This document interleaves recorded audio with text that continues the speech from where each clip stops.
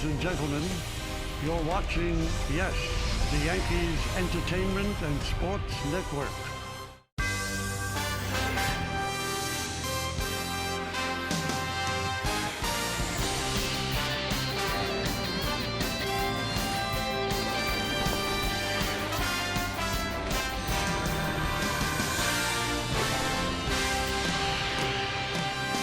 It's a beautiful Wednesday afternoon here in New York City, and it is time for baseball as the Yes Network presents New York Yankees baseball. Today, it's the New York Yankees against the Tampa Bay Rays in the rubber game of a three-game set from Citi Field here in Queens, New York.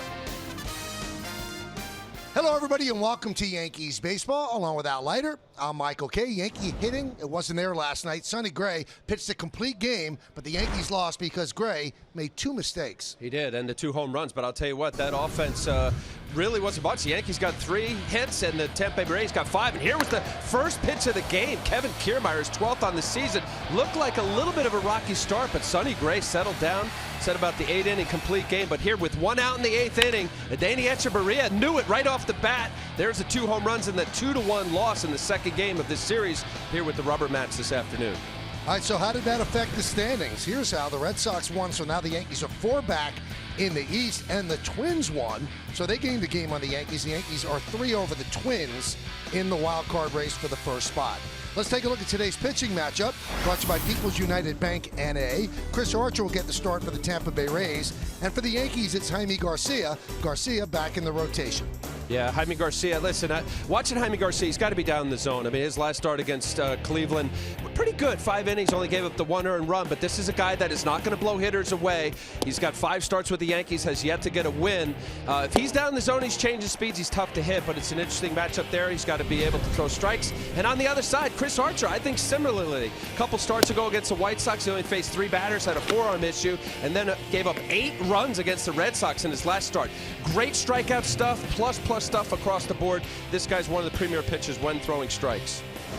Be interested to see what the Yankee offense does against him and what Castro does against him. Starlin 0 for his last 14. We'll hear from him and Meredith Marakovitz when we return right here on Yes.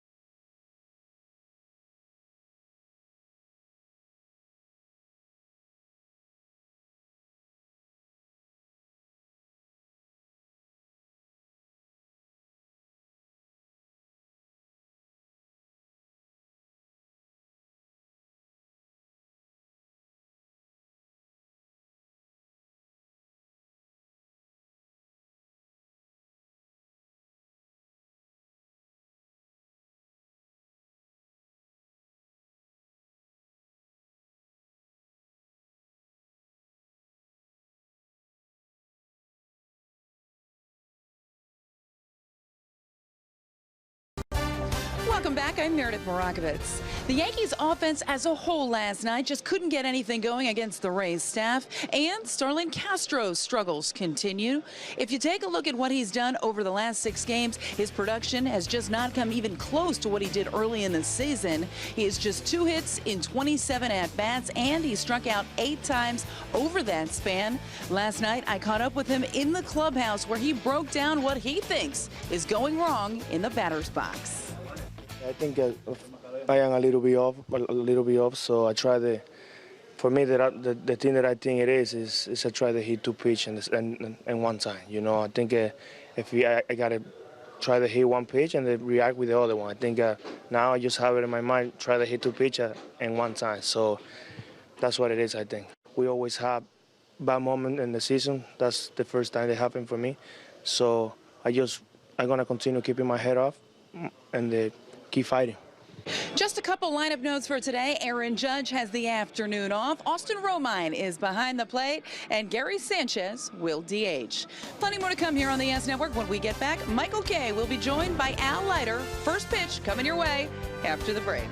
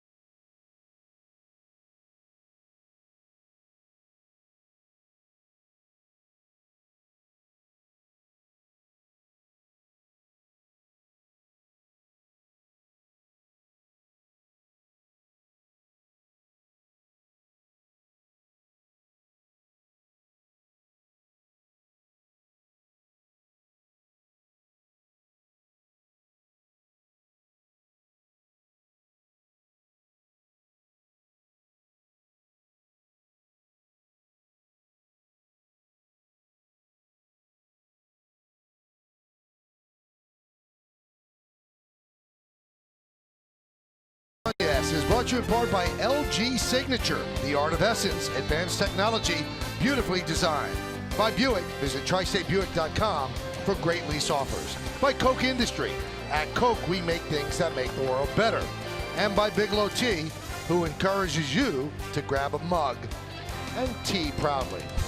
Oh, it's another beautiful day here in Queens as the Yankees and the Rays play the rubber game at Citi Field.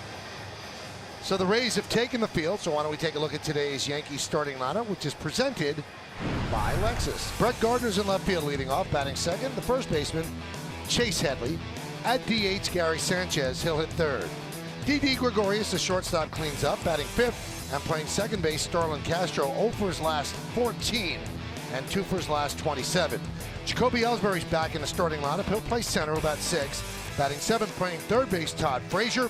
Clint Frazier plays right field as Aaron Judge gets the night off. He'll bat 8th, and batting 9th and catching, it's Austin Romine. On the mound will be Chris Archer, making his 31st start of the year. 28-year-old right-hander, career record of 50 and 60. You see his numbers for ERA. Last couple starts, he had a game against the White Sox. He pitched to 3 batters, hurt his elbow, and then his last start against the Red Sox, not good at all. Lost 3 innings, 8 runs. Let's take a look at the pitcher scouting report brought to you by your Tri-Honda dealers. Plus stuff, there's no question about it. He's going to throw anywhere from 92 to 98 miles an hour. It averages a little over 95. Great slider, thus the second point. He falls in love with it a lot. It's a good one. He throws it 44% of the time, but can get a little bit slider happy and get in trouble with it and rack up the Ks. I talk about plus stuff. I mean, this guy, he's got 230 Ks, third most in the American League behind Chris Sale and Corey Kluber. This guy's got good stuff. Certainly, it's like any other pitch. You got to throw strikes and get ahead. It could be tough. And why don't we check out the defense behind Chris Archer, and it's presented by Geico. You've got Peter Borges in left, Kevin Kiermaier in center, and Steven Souza Jr., he's in right. In the infield, it's Longoria, Echeverria, Espinoza, and Morrison. That's third to first. Jesus Sucre is behind the plate. And on the mound, as Al detailed, Chris Archer. So a quick turnaround. The Yankees try to bounce back from a disappointing 2-1 loss. And every loss now is a tough loss, especially with the Red Sox beating the A's, and you're running out of time to catch the Red Sox. So now the Red Sox lead is 4 games over the Yankees, and the Yankee lead over the Twins for the first wild card is just 3, and they still have 3 games remaining against Minnesota. Those games will be at Yankee Stadium. Brett Gardner is ready. Chris Archer is ready. Let's do it here at Citi Field. First pitch is high. We're underway. Angel Hernandez, the home plate umpire. John Tumpane at first. Lance Barksdale is at second. And the crew chief, Ted Barrett, is over at third.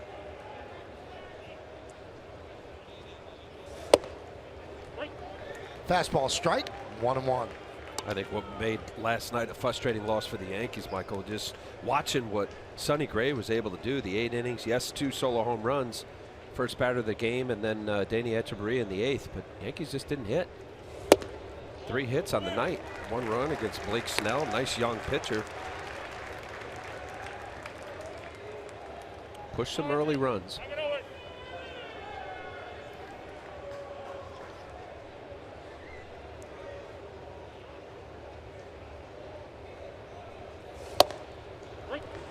2-2. Beautiful day. Sun shining for this afternoon outing between the Yankees and the Rays. Crowd not as big as last night, which makes sense. People are at work on a Wednesday. School is also in session, so you're not going to have as much of a pool of people from which to draw fans. 2-2. Yeah, what a crowd last night, really. 28,000. 21,000. 21,000. Into it. I know when Sonny Gray had that little jam in the 4th, and good environment. And the payoff. Swing and a miss. Late swing by Gardner. And he goes down on strikes. Yeah, that's that slider that Chris Archer gets so many home run strikeouts now, 231. You see 3-2 count. He realizes it's going to be a strike. He's just hoping to foul it off. Not a good swing. Fastball, fastball, and then 3-2. Not good. Here's Chase Headley, a 10-game hitting streak for Headley. Hitting .355 during the streak. 14 hits and 39 at-bats.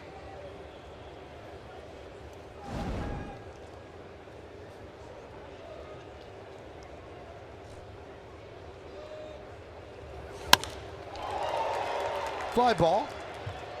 Left field. Borges puts it away for the second out.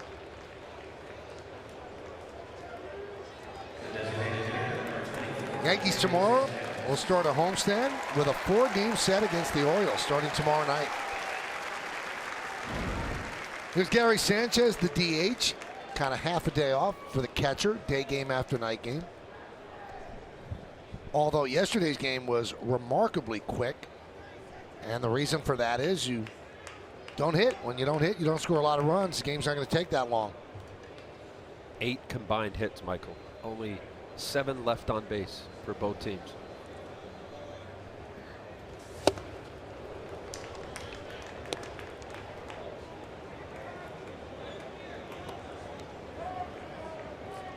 0-1 on Sanchez. Sanchez 12 hits in his last 28 at-bats. Has 30 home runs and 83 runs batted in.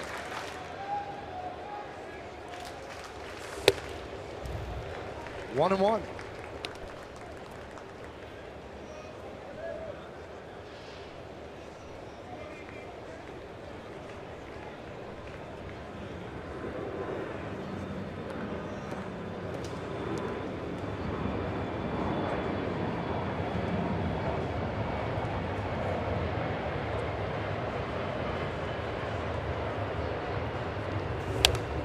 Foul back to the screen. 1-2 on Sanchez. I don't know whether it's just our mics on the field, but he sounds like he's throwing fast, Archer. Hear the sizzle of the ball traveling through the air. Sucre might have the perfect glove that pops. I assume people at home can hear it, but I hear the whistle of the ball traveling.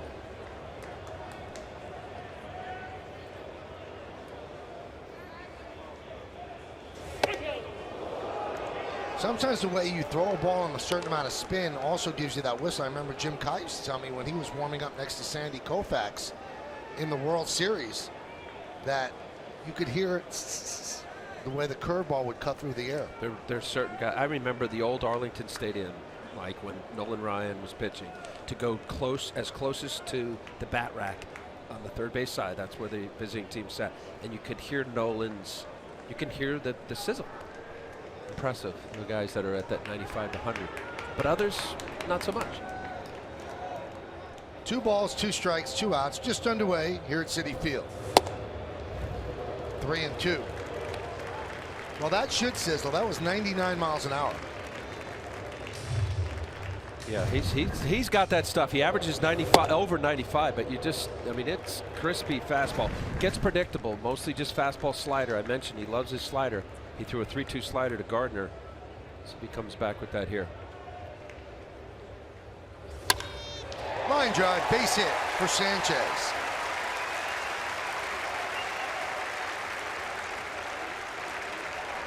Well, let's look at the game time weather presented by City MD. Feeling under the weather? Just walk into City MD. Urgent care. 81 degrees, humidity 50%. Wind is 9 miles per hour. It's partly cloudy with a slight chance of rain. Beautiful. What a beautiful day.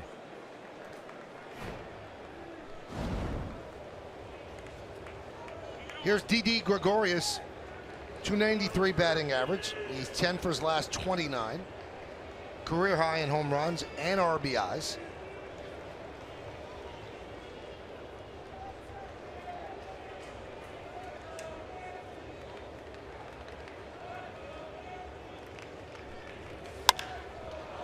Popped up on the left side.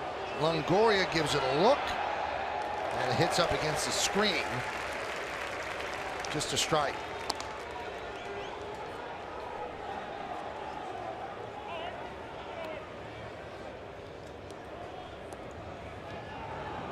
And I remarked yesterday with the screens up that Jeter's great play in 2004 would not have been made.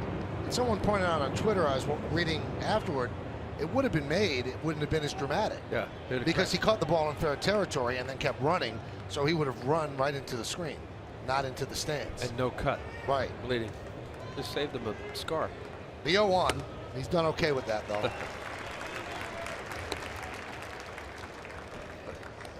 Yeah, the way he was running, he might have boomeranged across the field. Well, at City here, they have a big net going all the way down. Yeah.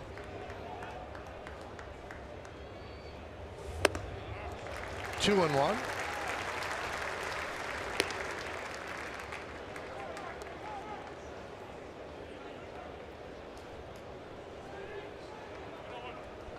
Well, they're certainly making Archer throw strikes here in the top of the first inning. But getting into the Rays bullpen is certainly no picnic because they pitched pretty well last night.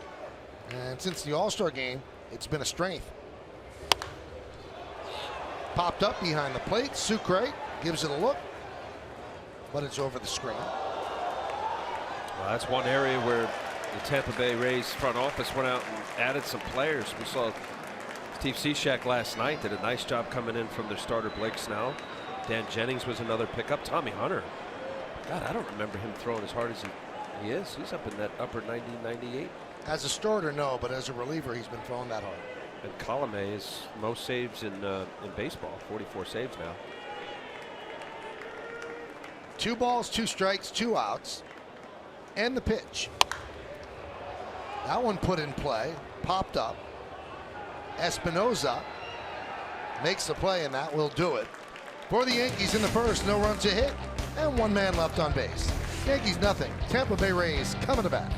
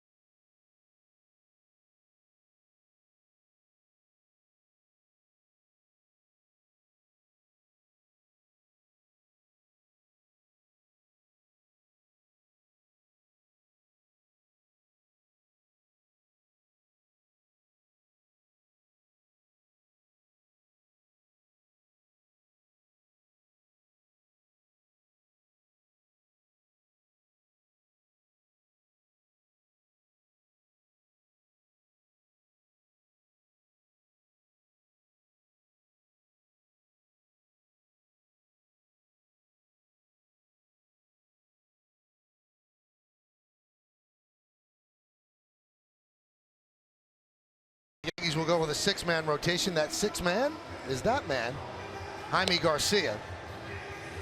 And we'll take a look at the Rays starting lineup that the Yankee lefty is going to face.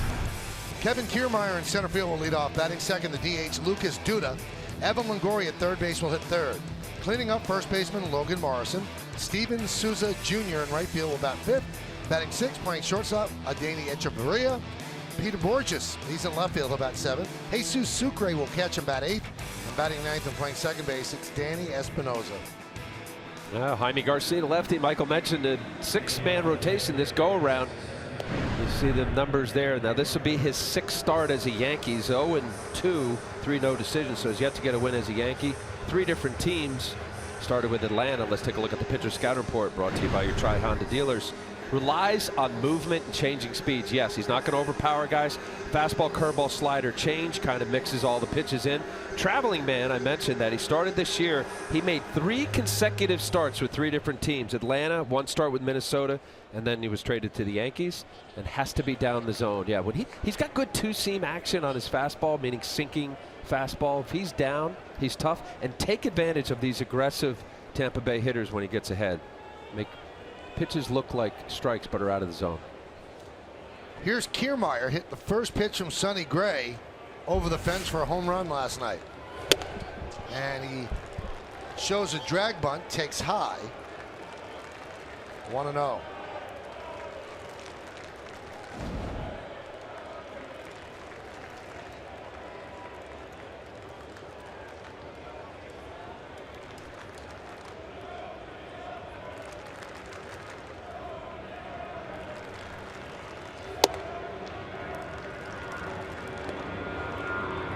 The one numbers, I mean, we're filled with numbers, but as a Yankee, for a guy that's not overpowering, Jaime Garcia, just walking too many guys. He got 16 walks in the 24 2/3 innings in his starts with the Yanks. Tough enough to pitch, but you add base runners, and you're a contact pitcher. He's not a strikeout guy.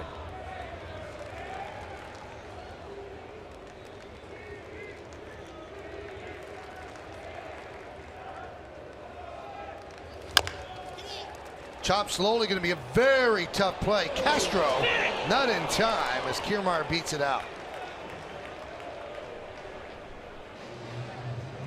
We saw Kiermaier last night, first pitch against Sonny Gray. Now here it's a little nubber, dribbles it second base. I thought Castro all in one moment. He had to do that. Kiermaier, fast runner, made it close, but definitely safe. You see here on the Mercedes-Benz Yesmo, all in one motion. Just didn't have enough on it. I'll tell you what, put a little more zip, maybe it had him. John Tumpain, the first base umpire, getting it right.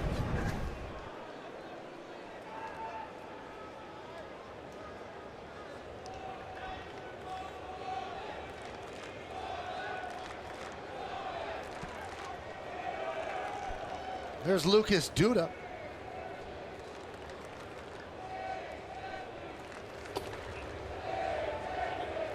One and 0.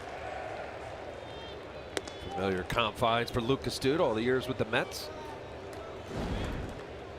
Most home runs in this ballpark, 71 home runs. Park opened up the same year as Yankee Stadium, 2009.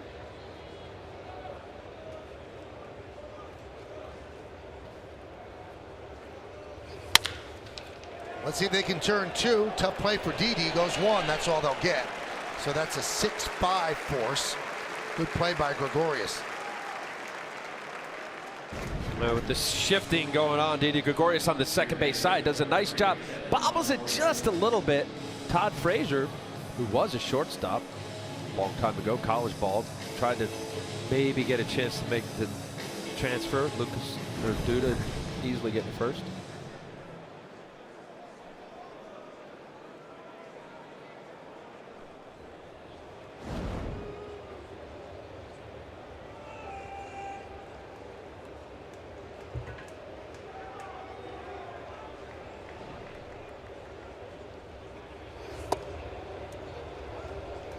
Longoria takes low, 1-0.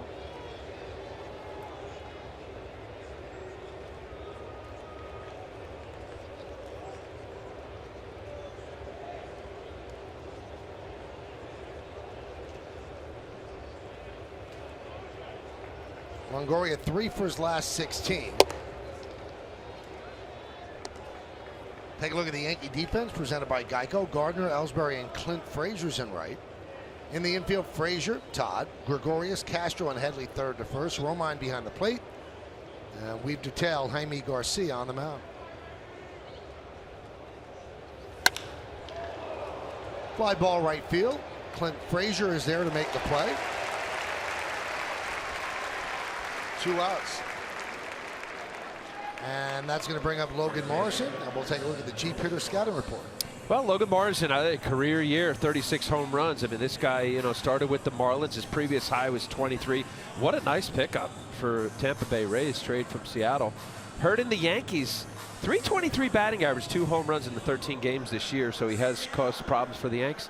And fly ball revolution. All this launch angle and, guys trying to go for the yard there. 35% was his fly balls last year. It's almost 50%, Michael, of fly balls, meaning angle, bat, trajectory. You hear from guys like Josh Donaldson talk about it, Justin Turner, Daniel Murphy. When you don't care about strikeouts as much and you figure out an angle to your bat can get you some distance and home runs, that's what guys are going to. He's proven it, 36 home runs.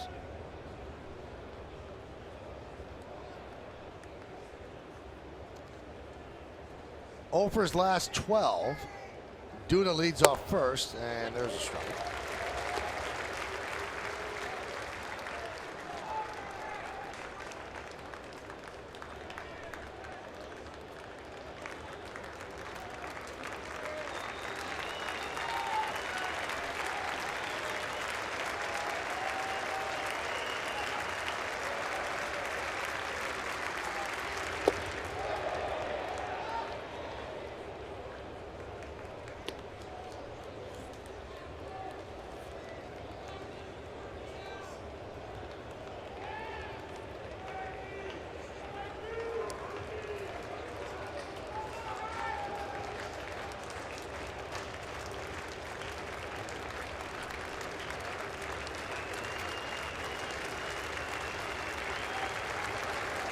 And the pitch. Hit sharply, right to Castro. He goes to his knees, gets up, flips to first, and that will do it. No runs a hit, no errors, and 1 man left. 1 in the books at Citi Field. Nothing on yes.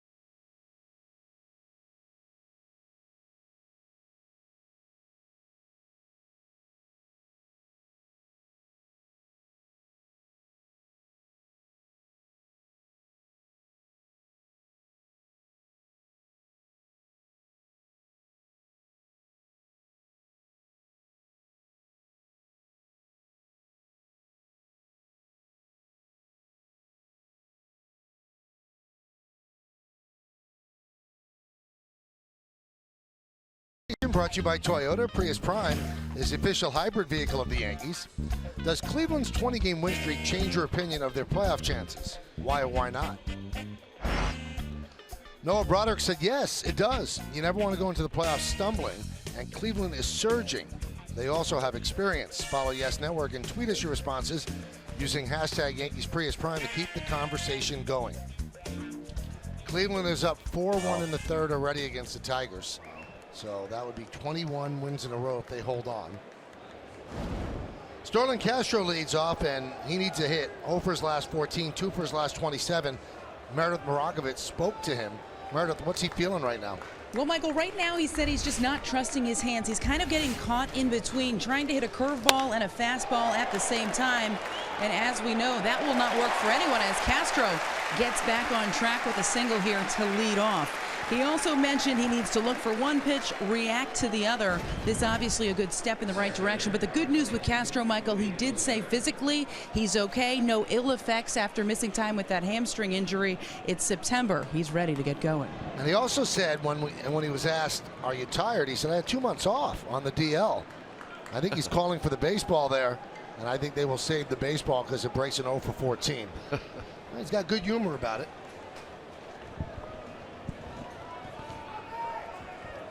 Torres is the one who called for the ball.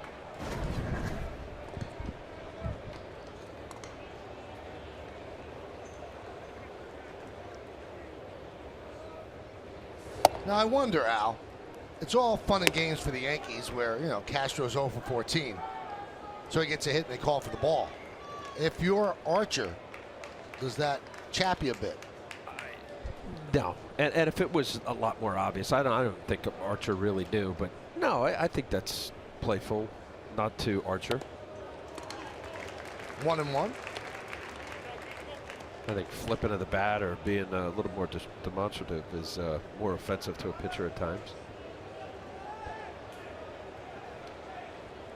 No, it says a lot about Starlin Castro, right? I mean, guys get in slumps. I mean, you're not going to bat 1,000. I mean, here's a guy that a 281 lifetime hitter. He's batted over 300 in his career a couple seasons.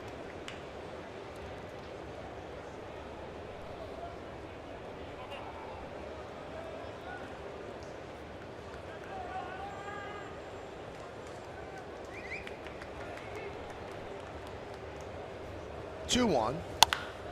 Hit sharply, a base hit for Ellsbury. Castro round second, he'll go to third. Throw cut off by Echeverria. Ellsbury's hot hitting continues. First and third, nobody out.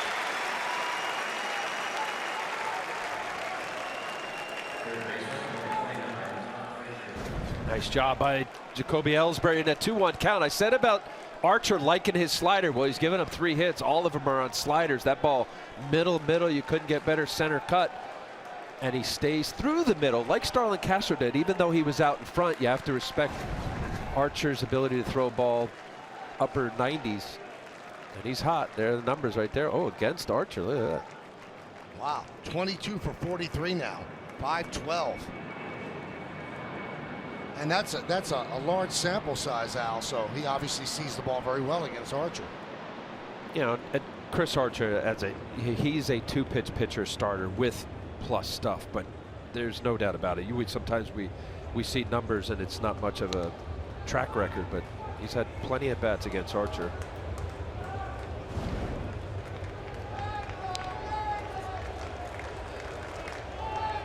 Here's Todd Frazier. 4 hits in his last 21 at bats. One of those hits, that big 3-run home run on Monday. Shows bunt, takes outside, 1-0.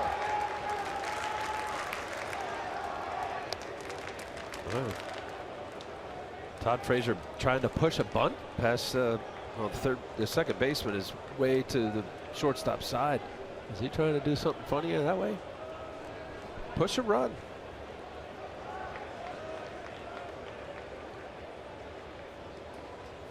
Ellsbury leads off first, held by Morrison. And that is hit past the diving Echeverria into left field. Castro will score.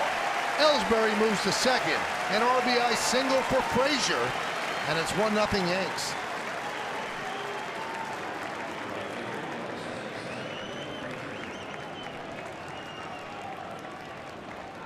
So he gets it through the shift.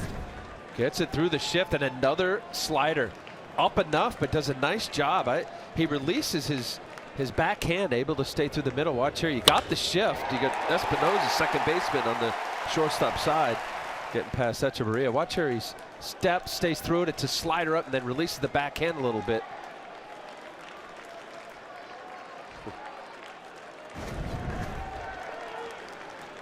First and second, still nobody out. Here's Clint Frazier. And a strike to Frazier. So Frazier playing right as Aaron Judge gets a day off. Had a rough night last night. He did walk and score the Yankees' only run, but struck out looking a couple of times. Nice block by Sucre.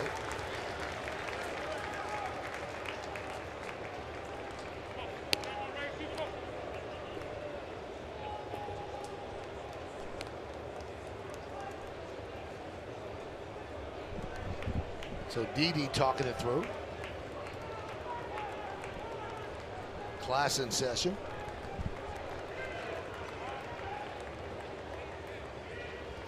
One. 1-2.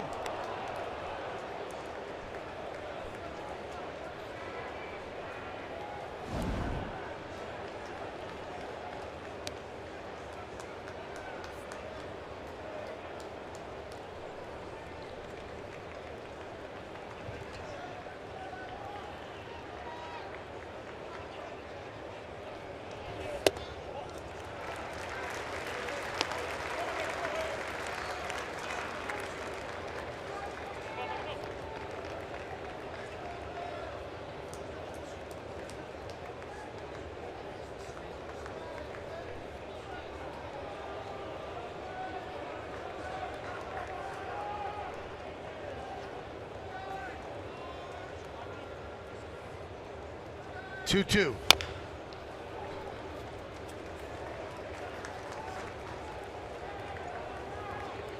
Sucre wants to talk with Archer.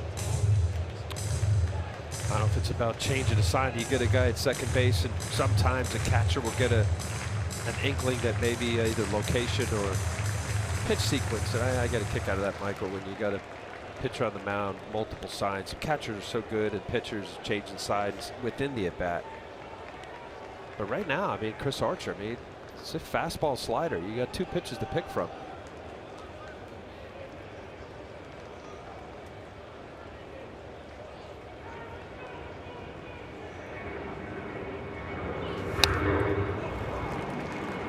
Archer upset with himself.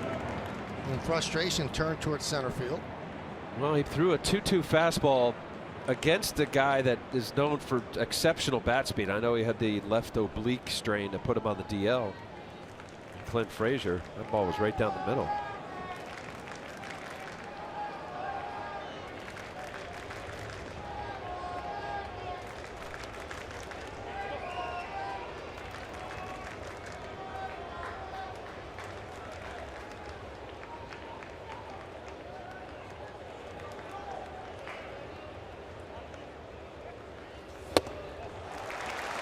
Three and two. So they're not on the same page, and that's the little bit of frustration here. Jesus Sucre, the catcher, young catcher. You know, and it's you know, the predictability nature when you're struggling, and even though it's only one run, but it's a big pitch here. 33 pitches, you're not even through 2 innings, haven't gotten it out.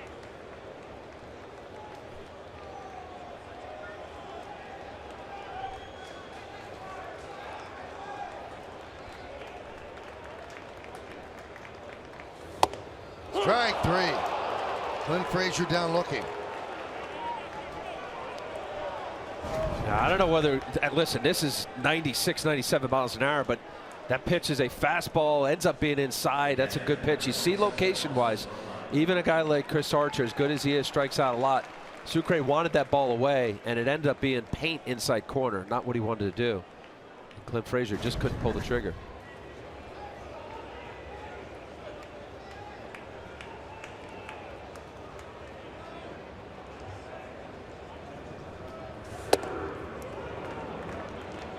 1-0 on Romine.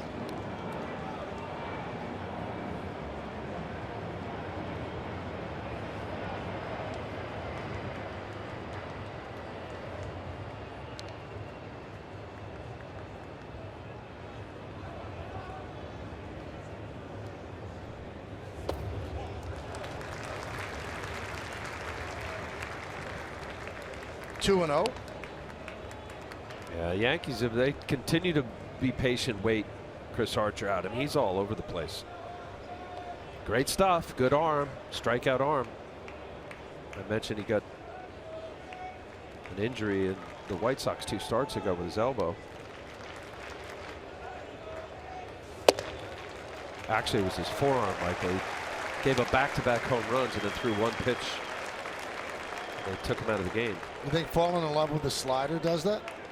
Well, listen, I mean, he's max effort. Throwing a baseball is not normal or natural, right? And there's a lot of effort that goes into it. So if he was having a little bit of a scare, if you will, and then he gave up 8 runs against the Red Sox, and now you see a guy that's kind of all over the place. I mean, this is early going. I get it. I mean, you could settle in. It's usually the first thing that goes. It's not the velocity if a guy's not feeling right. You start forcing things as a pitcher, and in doing so, you miss with your location. Romine fouls it back.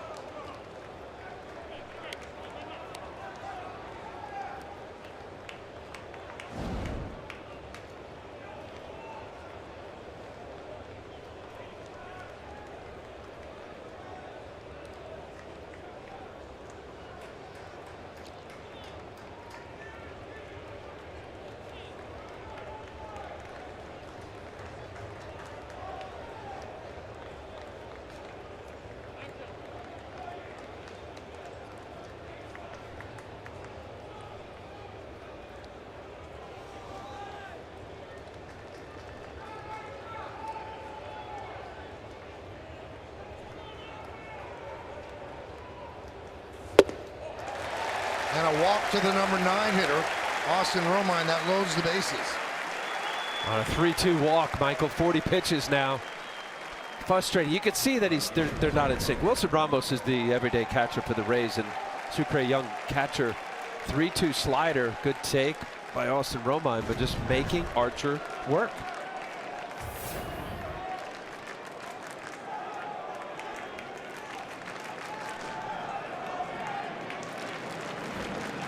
And then when you're not in sync, is shaking, and the catcher's trying to figure out what you're thinking. But there's not a whole lot of thinking here. He's thrown 2 pitches, a fastball and a slider. And for a starter, you always want a starter to have another secondary pitch that he has confidence in. There's Brett Gardner. He struck out in the first inning.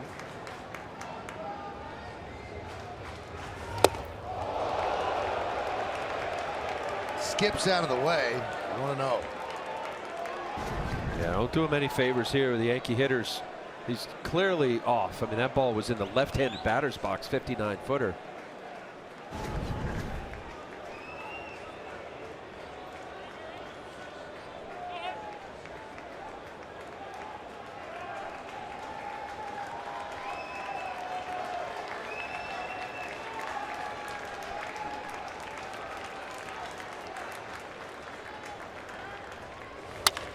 Ground ball, left side, through for a base hit.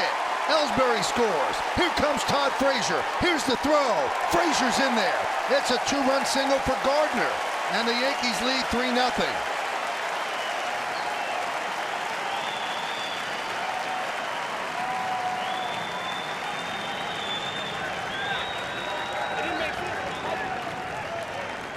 Well, nice job by Gardner. This is the first changeup he's thrown. You saw the grip right there. He's out in front, but look where it is. It's upstairs. Brett Gardner's able to stay kind of through the middle and punches it through the hole. You see Renteria, the shortstop, playing more up the middle. Joe Espada waving home Todd Frazier. 58 RBIs on the season for Brett Gardner. You see a good defensive shortstop there, but just playing Gardner more to pull. Brett Gardner does a nice job at that changeup.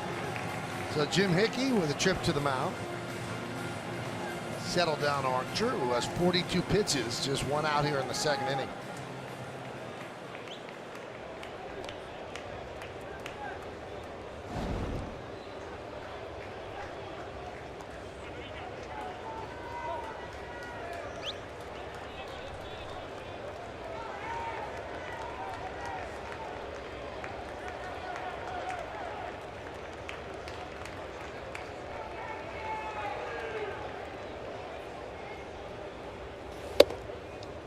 Strike.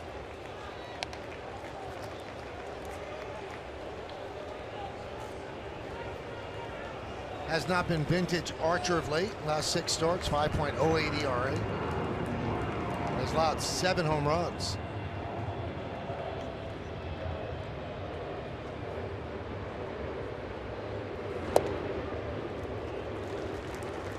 And everything's hard. You know, I mean, you get guys with exceptional stuff, and no doubt this is Archer's a guy that has that, right? The average is 95, can hit it 99 miles an hour, but it's hard. Sliders 90, 91, 92. His change up there, 89 mile an hour changer upstairs. I did him a favor there. That's a backup slider, 91. So he could just look hard, and that's the importance of having an off-speed pitch. You see the handoff to the center, higher than high, maybe a ball, but very hittable.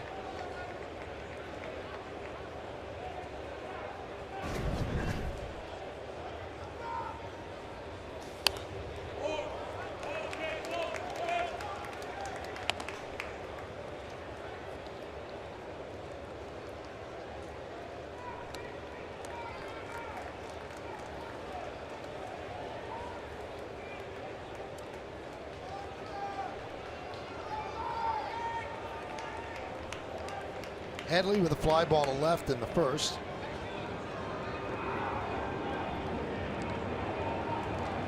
Again, just you know, frustrating for a pitcher, everybody actually, but when they're not in sync, the pitcher catcher, it just ruins the rhythm. Can affect the way you pitch. Up the middle. There's one. On to first. It's a double play. So Headley hit it hard, but Echeverria made the play, stepped on the bag. 6-6-3 double play, but the Yankees get 3 runs. They lead 1.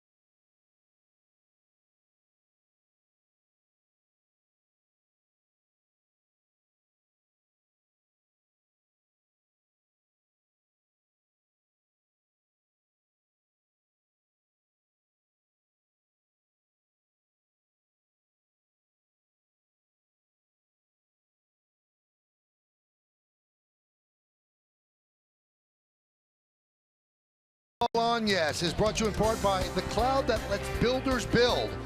Amazon Web Services. Build On by NYU Langone Hart. And by Mazda. Driving matters. See the front of Citi Field, which was modeled after the front of Ebbets Field. And I'm sure that Fred Wilpon, the owner of the Mets, had a lot to do with that, being a big Dodger fan growing up. Had everything to do with it. Yeah. The rotunda walking in is Jackie Robinson.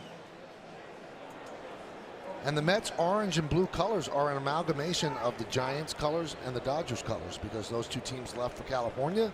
The Mets were formed, and they used both of their colors. So 3-0 Yankees for Jaime Garcia as we go to the bottom of the 2nd inning. Here's Steven Souza Jr.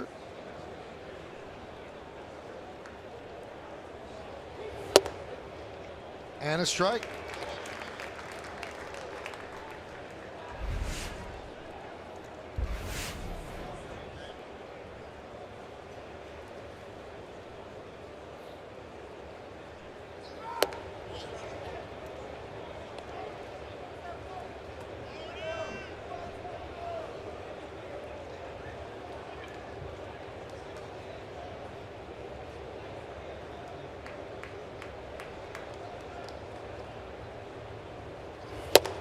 Now Garcia's had a long rest. He did pitch a simulated game, but Joe Girardi said before the game, you worry about location. It's more location than anything else with a long rest.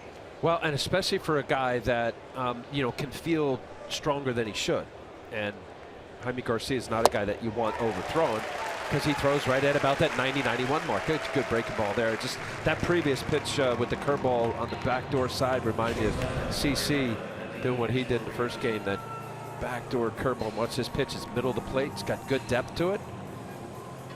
Take advantage. Just watching these 3 games, Mike, just generally speaking, the Tampa Bay Ray hitters for me are guys that want to swing. Get him in swing mode and then throw pitches off the plate. I thought CC did a nice job in the first game. Certainly Sonny Gray last night.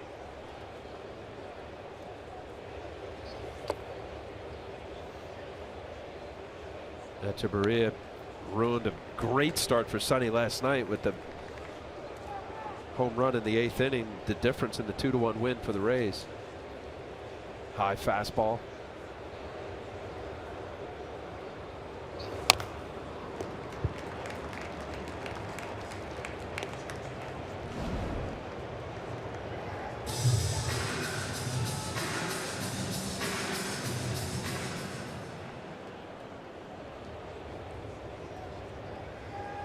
Echeverria's home run was the difference in the game yesterday. Sonny Gray made 2 mistakes, and Sonny Gray might sue for non-support. Yesterday was the 5th loss he's had while pitching a quality start. Only 2 other pitchers have more. Rick Porcello has 9, and Fulmer has 7. Michael Fulmer of the Tigers. Yeah, it's a bummer. You pitch a great game, 2 runs, 8 innings would be a win most nights. And Joe Girardi said after the game, and it makes a lot of sense. He goes, when you pitch like that, he said, there's no worries. He said, sooner or later, it's going to pay off for you. He said, you don't worry about a loss like that, because when you pitch that way, you're going to get wins. And he pitched very well yesterday. Line drive, a base hit. They can't get Echeverria out. He makes a big turn, and he has a 1-out single. Now, Meredith, you have more. You talked to some of the players about their lack of support of Sonny Gray. Well, Starlin Castro talked about it after the game, actually mentioning that he and Didi Gregorius had a conversation about why they can't score when Sonny Gray is on the mound, and it's something that guys in the clubhouse are aware of, are talking about, and they do feel responsible for some of those losses. But you have to give Sonny Gray a lot of credit. He took accountability and said, I'm going to challenge guys with that fastball to Echeverria. I got beat there. I got beat in the point of the game that you can't get beat, and it was the deciding factor, winning or losing the game. It's my fault that we lost.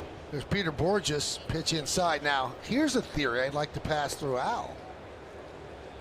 In talking with Mark Teixeira, Sonny Gray, now yesterday's game was very fast. It was under 2 hours and 40 minutes. But Sonny Gray takes the most time between pitches of any pitcher in the game. It's almost 30 seconds. So he's very deliberate on the mound. Slow roller. Grabbed by Frazier. Throw to first, not in time, as Borges with good speed beat it out.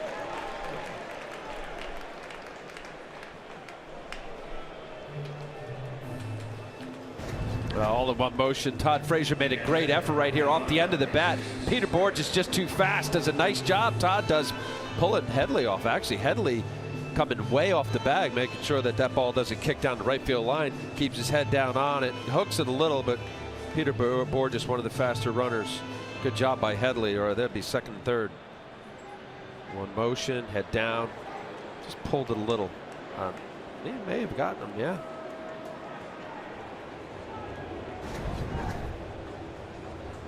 Here's Sucre, first and second, 1 man out.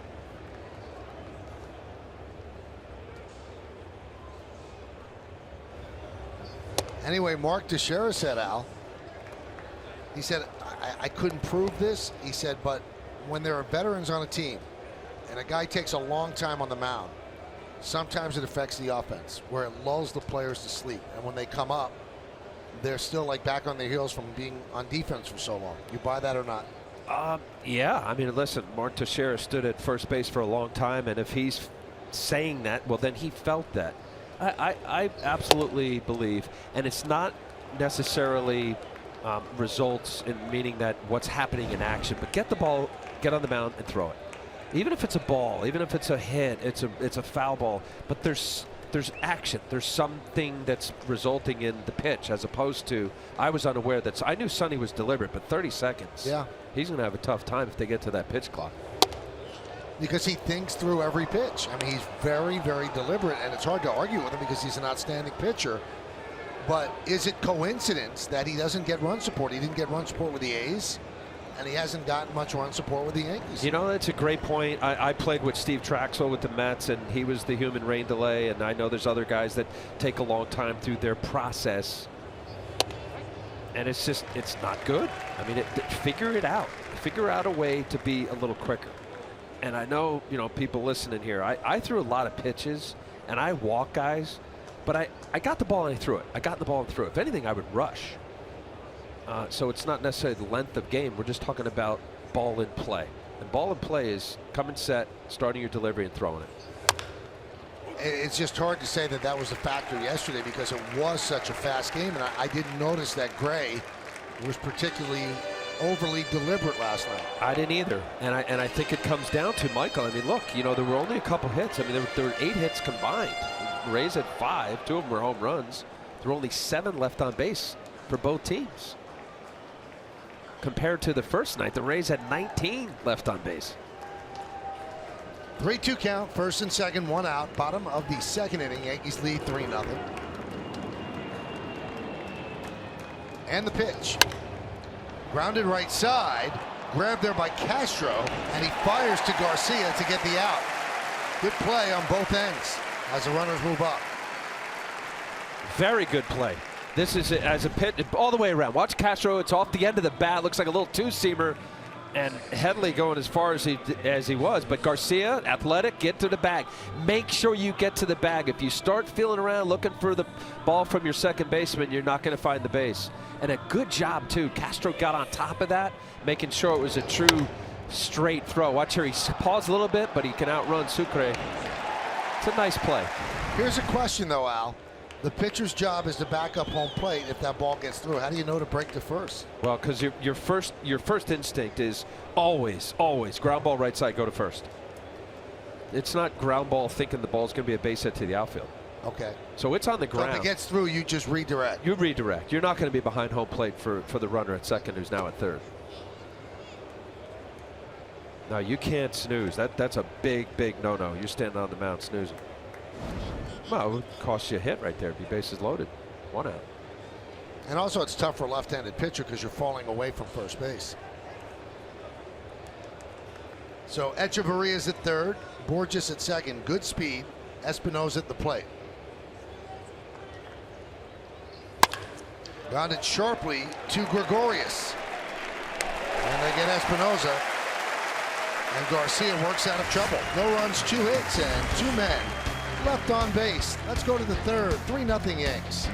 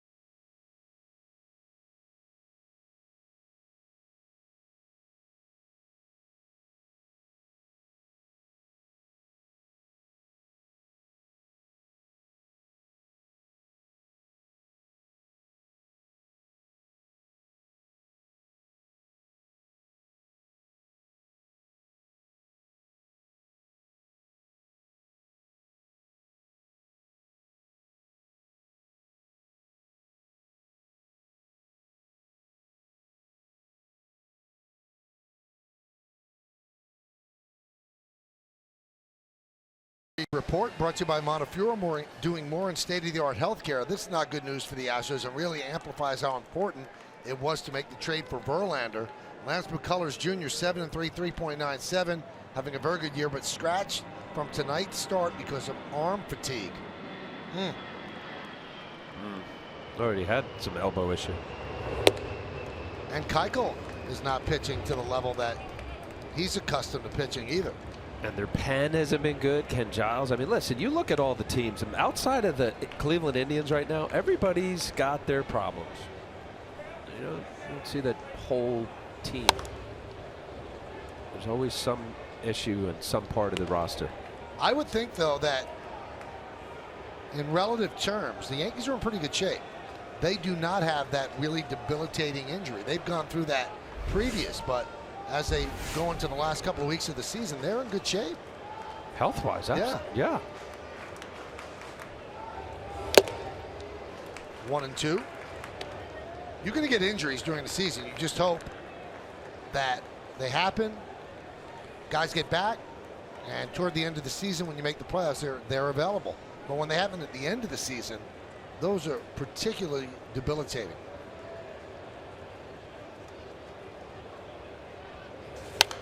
I mean, if you look at the injuries the Yankees have had, the guy at the plate missed a month. The shortstop missed a month. Cesar Sabathia has had some problems with his knee. Michael Pineda out for the season. Did you say Matt Holliday? Matt Holliday, I didn't even mention. Big loss. Aaron Hicks has been on the DL twice. Castro's been on the DL for about 2 months.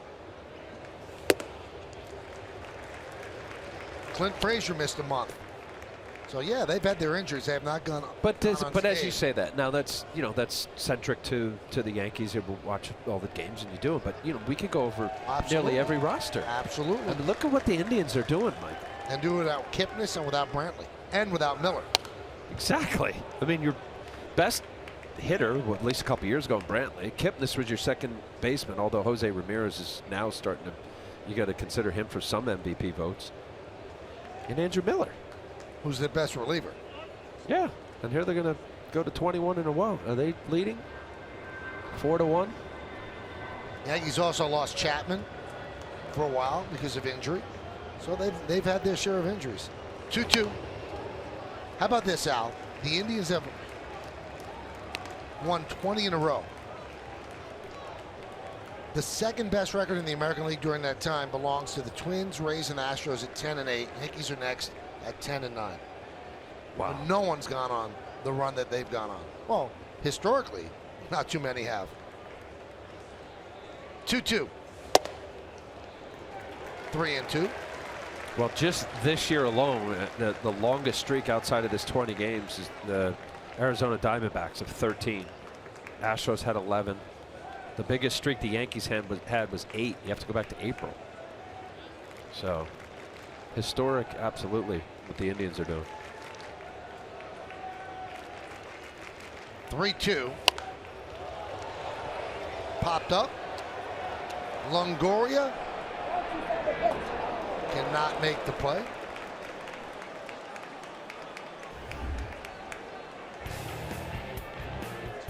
Well, last night the Indians tied the American League record.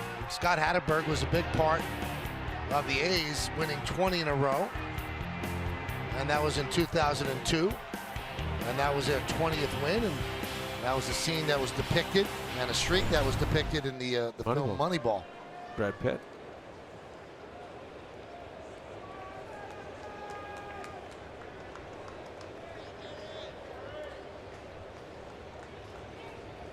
Swing and a miss. Sanchez down on strikes. Here's a really, to me, it was fascinating. Of the 20 in a row, 18 of the wins were by the starters. Of the 20 straight, 18 starter wins. And even Joe Girardi said, what makes a streak like that so difficult, a starter's going to have a bad start. So 18 times the starter got the victory. It wasn't even a bullpen act where they fell behind and rallied, because their lineup is very good too. Wow, yeah, you're right. And in this day, and we're doing it. They're doing it in September, where you have 12, 13 relievers that you can go to. Kluber's been unbelievable. Carrasco's been great. Bauer's been much better second half.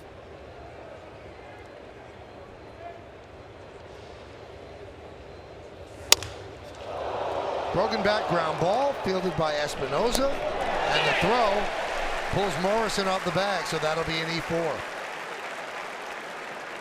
Well, a lot was going on there. The broken bat. Archer had to jump over it, coming back at him. And then Espinosa, I don't know whether it was just casual or not, but he just pulled it. Bad throw. I think he had some time here. We'll get a better shot here. You see where Espinosa is, almost on the grass. Barrel comes back, and Chris Archer jumps over it.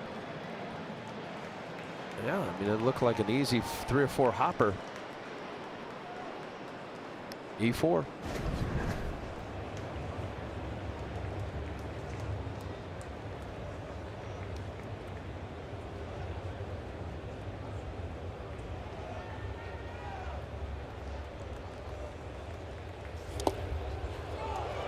Gets away from Sucre as Gregorius moves to second.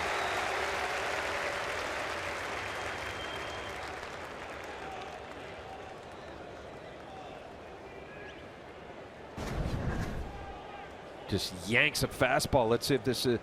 Yeah, that's another 59-footer. Sucre lucky to just even get the glove on it.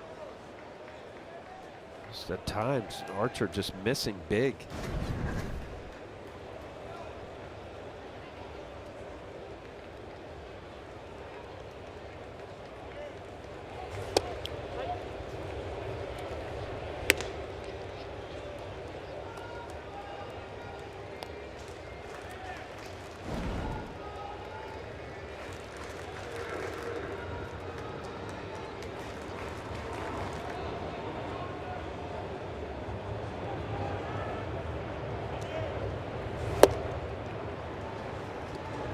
One and two on Castro, who broke his 0 for 14 slide with a single to center. That started the Yankees' 3-run second inning.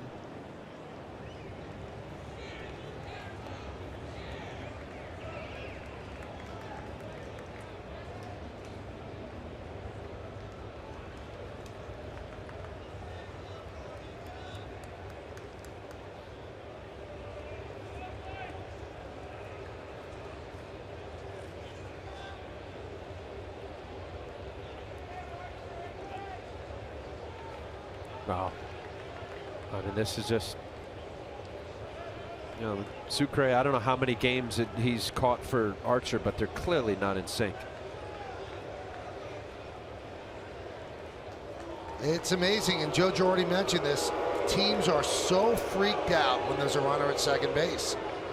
And, you know, we saw it last year with Hansel Robles, with Mark Teixeira. I mean, his head blew up in the Subway Series. Robles kept turning back to Teixeira, and Teixeira said, I don't have your signs. And then he started giving signs at second base to really get in his head. I mean, did it bother you that much when there was a guy at second? If it did, I would switch it. But what I would wipe my glove to change the pitch. And clearly right here, if Archer has plans on some other pitch, he's throwing fastball slider. I've got him down for 2 changeups.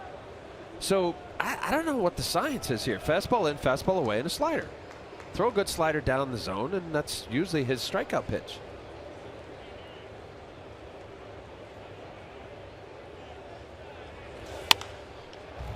Loop to right, and it's a foul ball. So I mean, I'm not trying to diminish what he's trying to accomplish, but what I meant by wiping was that if you don't like the sign, instead of going through another sequence, call it yourself. Yes, and I would wipe to the pitch, and you know, simple stuff.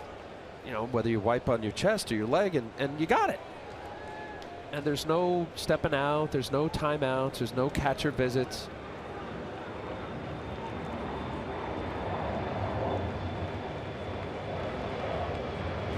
Swing and a miss. Castro down on strikes. I mean, that's it. That's been his combo, right, Mike, that we're watching. Fastballs that he's missing at times big.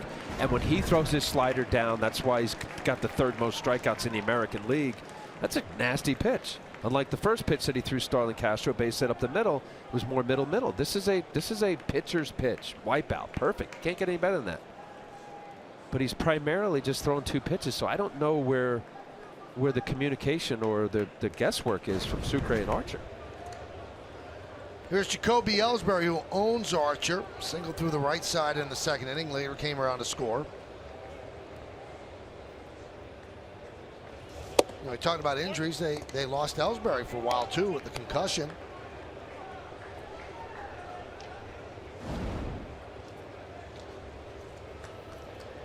He has a .512 batting average against Archer, his best against any pitcher he's faced at least 20 times. And he has a .500 batting average against Max Scherzer. 2 pretty good pitchers. Wow. Yeah, 500 plus. Yeah, you get 20 at bats. I mean, that's significant. You own a guy.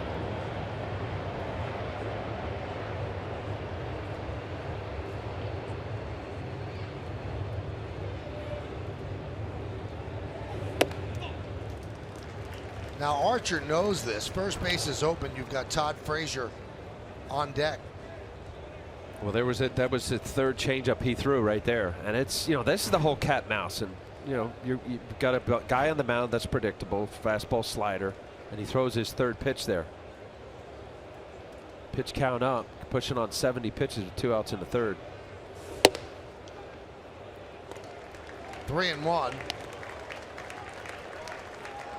Yeah, Archer looking at Angel Hernandez right there, asking where is that. Watch this right here. You got Sucre away. I wonder if his movement there, I mean, that's a strike.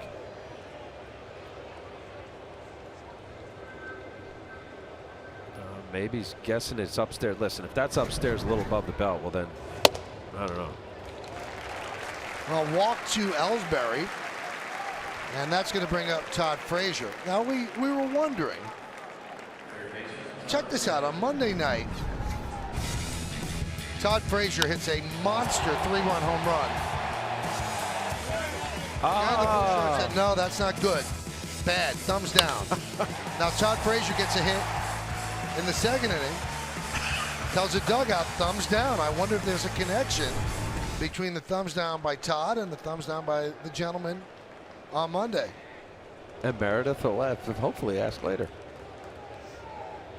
That could be the new go-to rallying sign for the Yankees, the thumbs down. Remember the Texas with the moose antlers, or antlers? Yeah.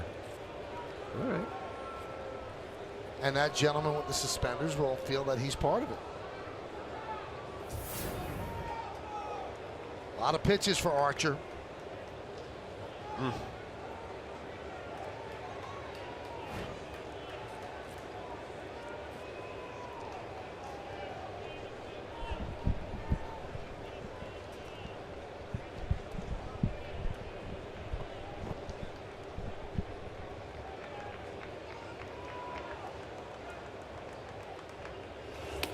And that one gets past Sucre as the runners move up.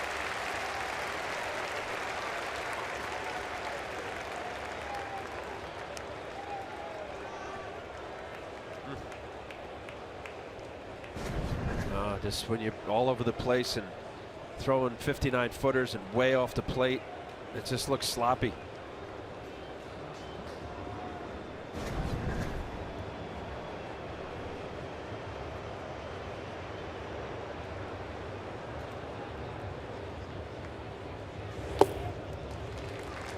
Three and 0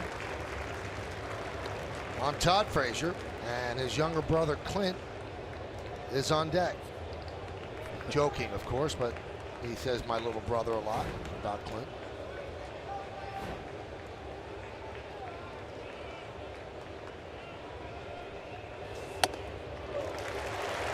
And a walk to Todd, meaning Clint comes up with the bases loaded.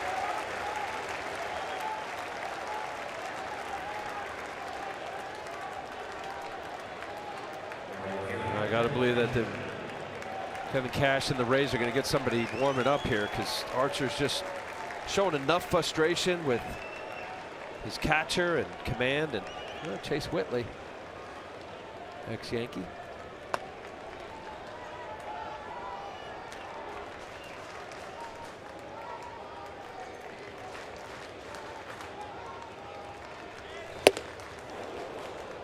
Gets the fastball by him, 0-1.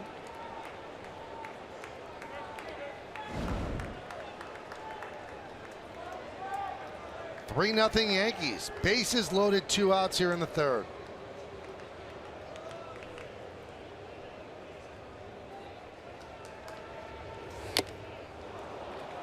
Oh and 2, just challenging Frazier with fastballs.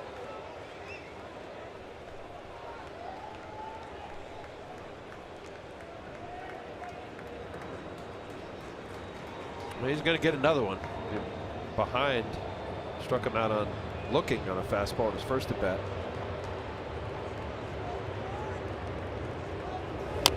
Nope, slider.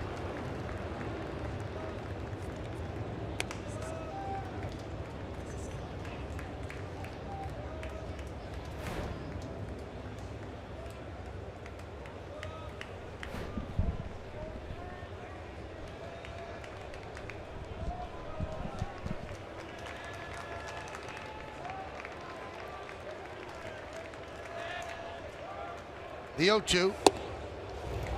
Well, Archer was taking a step toward the dugout. 1 and 2. Well, you're not going to get any favors from a veteran umpire, and Angel Hernandez, even if it was on the plate. Yeah, close. Let's see what the box says. Yeah, a little off the plate.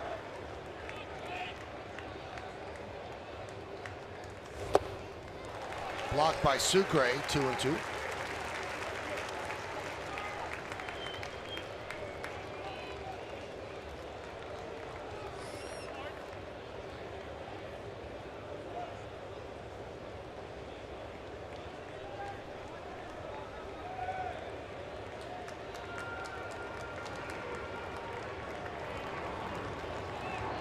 Two balls, 2 strikes, 2 outs, bases loaded. Pitch. 3 and 2.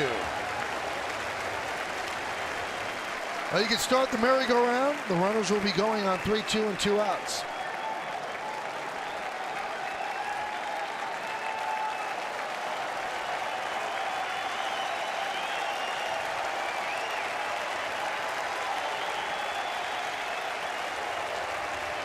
And the pitch. Swing and a miss. Tipped into the glove of Sucre, and that will do it. No runs, no hits, 1 error, and the bases left loaded. 3-0 Yanks.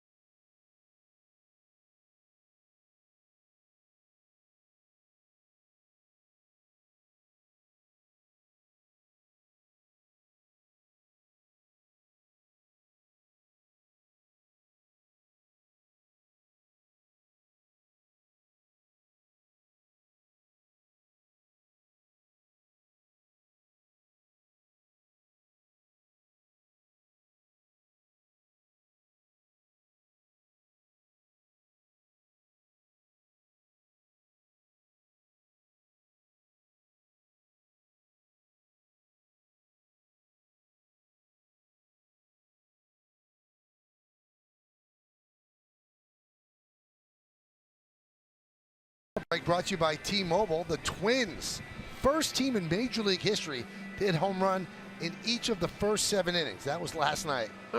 Rhys Hoskins, 2 home runs last night. He has 16 in his first 32 games for the Phillies.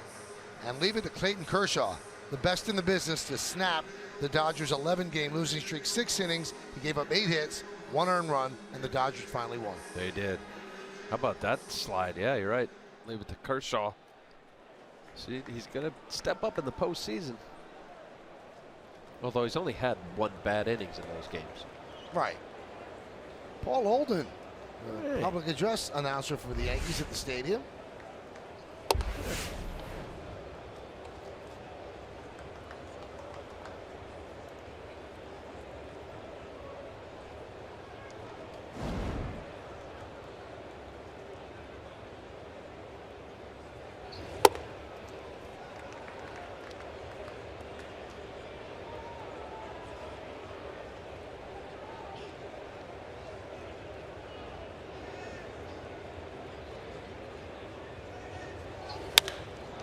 High fly ball, right field and deep.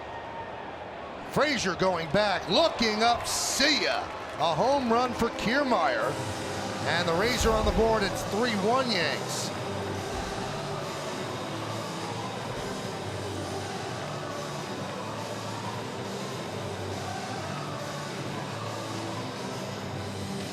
Wow. Leadoff guy got his 12th home run last night against Sonny Gray, leading the game off. Got a fastball up in the zone for his 13th. Let's see the location. Wow, big swing. Got it. That fence has been brought in a little bit right center field. Ran out of room for Clint Frazier.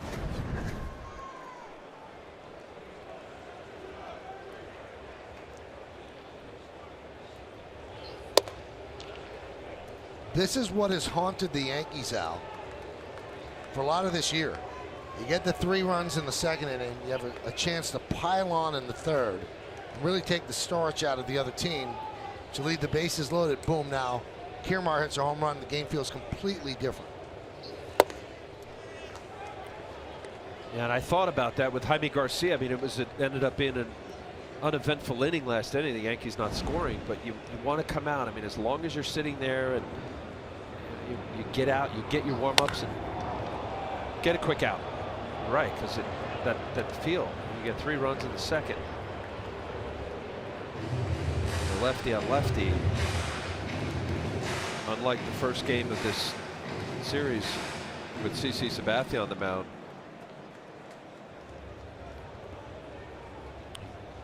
Kevin Cash took out a couple of his lefties, and Morrison and Dickerson, a couple of guys at homers.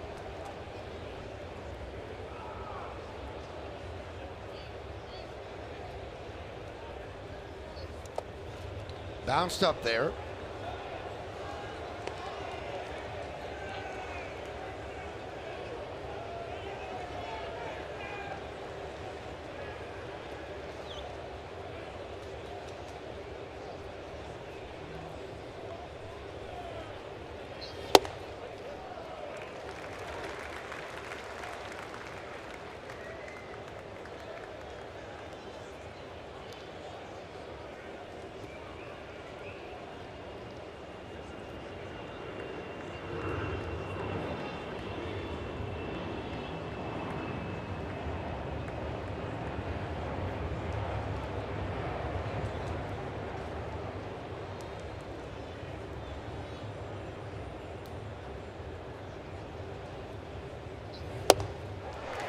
Duda down on strikes. Foul away.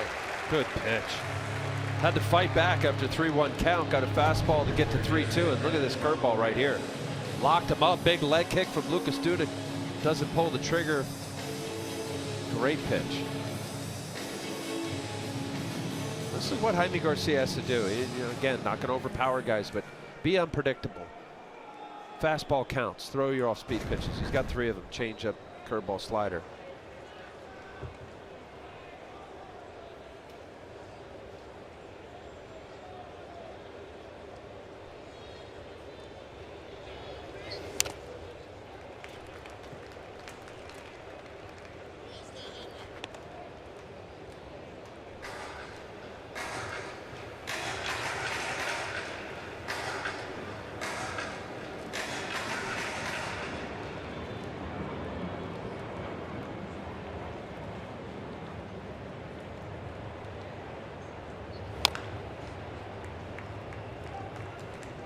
Oh, 2 on Longoria. Longoria, franchise player for Tampa Bay. First year in the big leagues, 2008, a former #1 pick.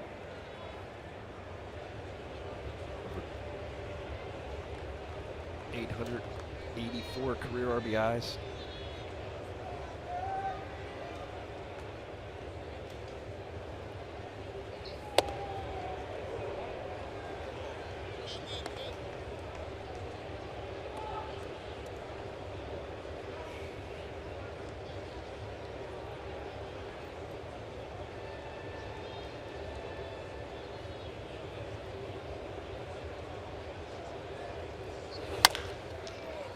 Grounded to third, backhanded by Frazier. Sets, fires, got him. Frazier gets Longoria. Yeah, no panic from Todd Frazier. Watch here. This is a little out in front. Longoria is. He tops it, but and I like about Todd Frazier, collects himself, totally trusts his arm strength and accuracy. We saw it last night in a couple nice plays and just getting it over and getting Longoria by a step or two.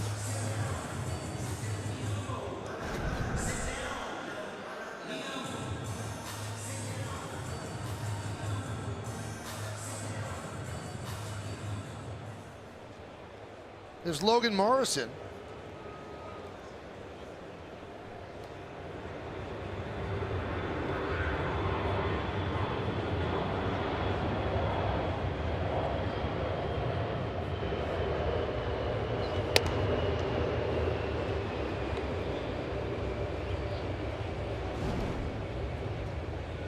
Getting tight in Cleveland as the Indians go for their 20th straight. It's now 4-3. Cleveland leads the Tigers. And there's a strike.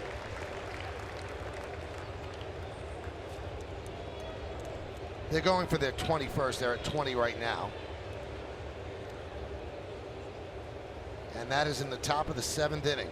So the Tigers scored 2 in the top of the 6th. We'll keep an eye on that. 1-2.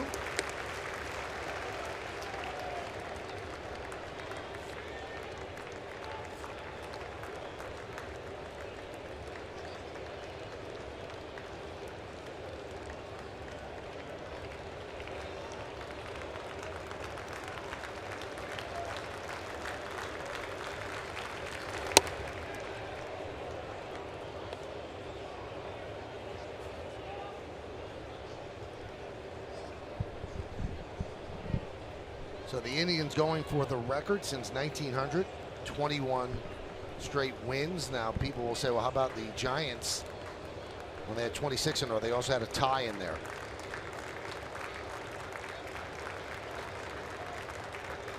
Two-two. Grounded foul. Al's looking at me quizzically. They had a tie in the middle. So somewhere in the middle they tied. It's not a winning streak. It's just it's 26 straight without losing. Okay. All right. Wow, they had ties, huh? Well, they didn't have lights. So you play tomorrow. They didn't do that. There wasn't a tomorrow. It was a train ride. There's always a tomorrow, Al. Here's the 2-2. Grounded to Castro. From the grass. He gets Morrison, and that'll do it. But the Rays get a run. A home run by Kiermaier's 13th of the year. 3-1 Yanks.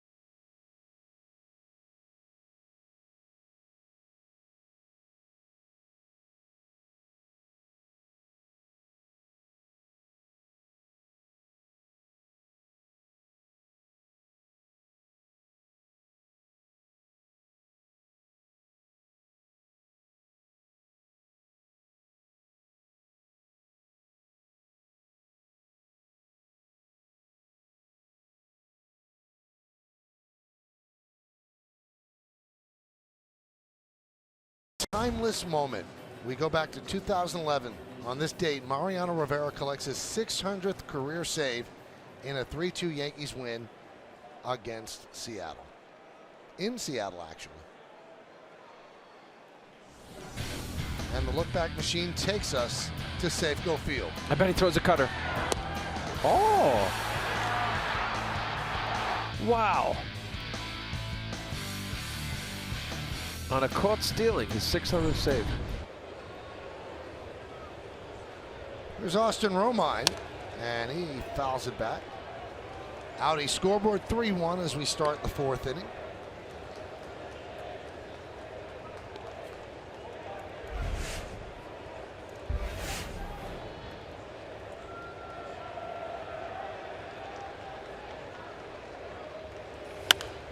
Popped up and out of play.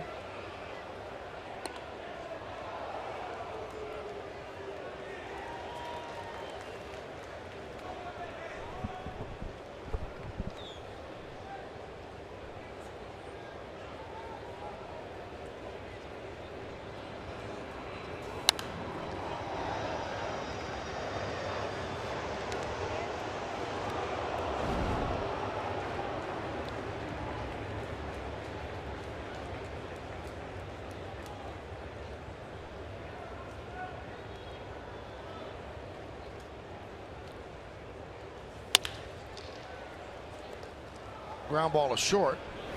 Romine for the first time. Now we've got to turn to our information guy, James Smythe, because he has to explain something to us.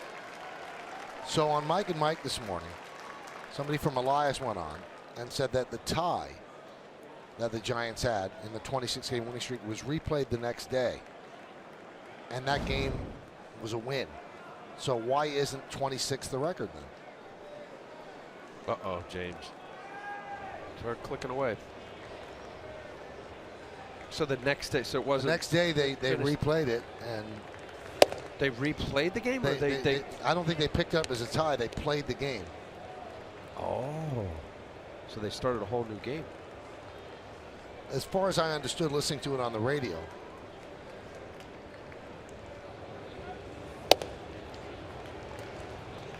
Oh, and 2. You were listening to the game on the radio? Listening to Mike and Mike this morning on the radio.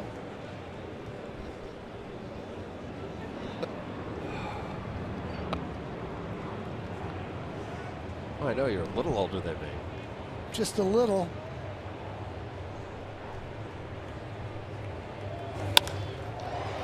Fly ball left field. Borges is there. 2 away.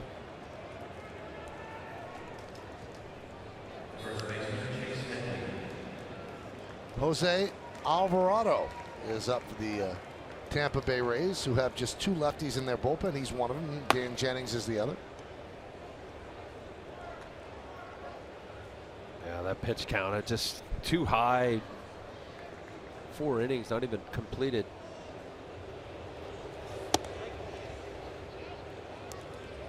Talk about it a lot with pitchers and their relationship with their catcher.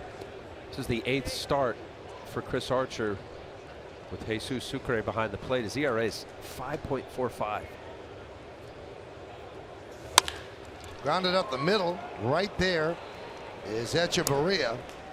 And Archer works a 1-2-3 4th inning. We go to the bottom of the 4th. It's 3-1 Yankees.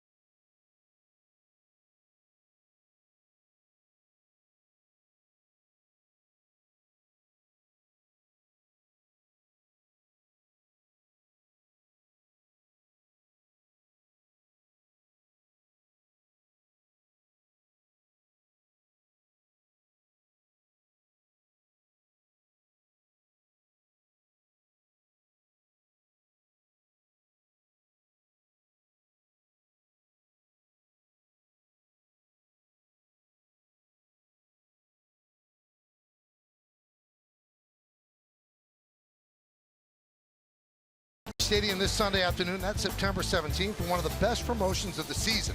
The first 10,000 guests 14 and younger in attendance receive a 1977 World Series Championship fan ring courtesy of Betteridge Jewelers. For tickets, log on to Yankees.com, visit the Yankee Stadium ticket window, Yankees clubhouse shops, or call Ticketmaster at 877-469-9849.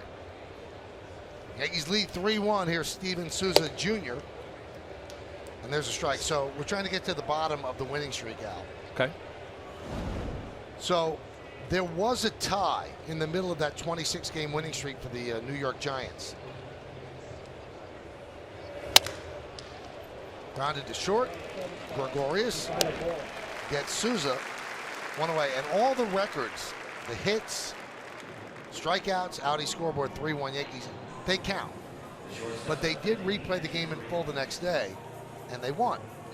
So the record is 26 games with an asterisk, because in the 26-game winning streak there was a tie. So it wasn't 26 straight games that they won. I understand. But they had a 26-game winning streak. So just having that tie thrown in there puts a little bit of a speed bump in it, where you can recognize it that way. But since 1900, the longest streak without a tie is 21 straight. So why wouldn't they have just resumed play the next day? Why were there ties? Listen, I'm going to have to get a hold of somebody that was at the game. What year was this? Well, it was 1916.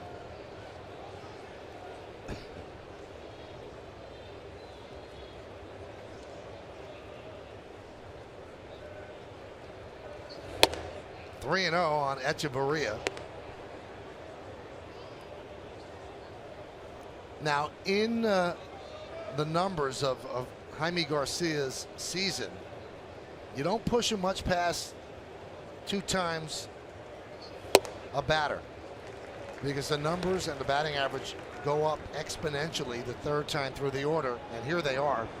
First time, opponents hit 199, then 267. 3rd time, 340. So this is the 2nd time through the order.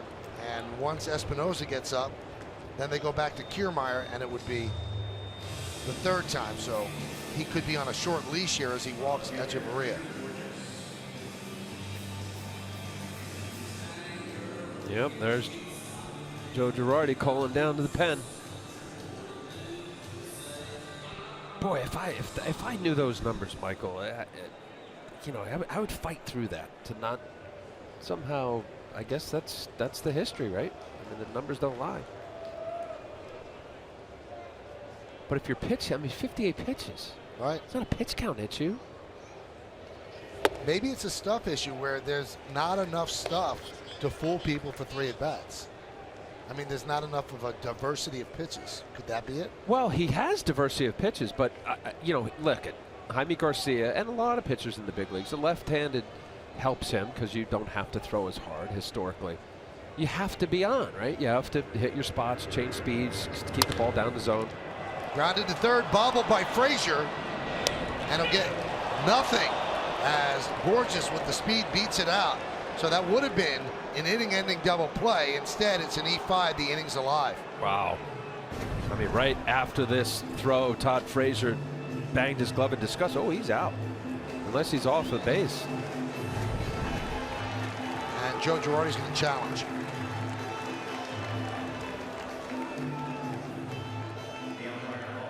Well, that's a fielder's choice. That was pretty quick for us to see. So Ted Barrett, the crew chief, and not a field's choice, 5-3. What are we talking about? And John Tumpain, who made the call, they put the headsets on.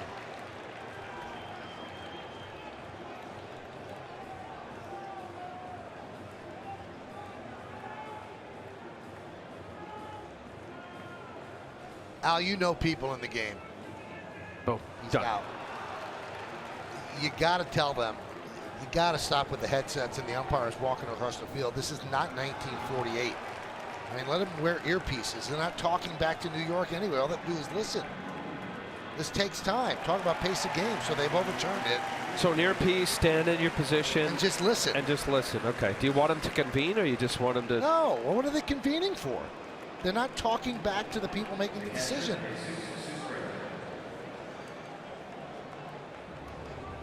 Or just have the official scorer listen. Why do the umpires have to listen if it's overturned?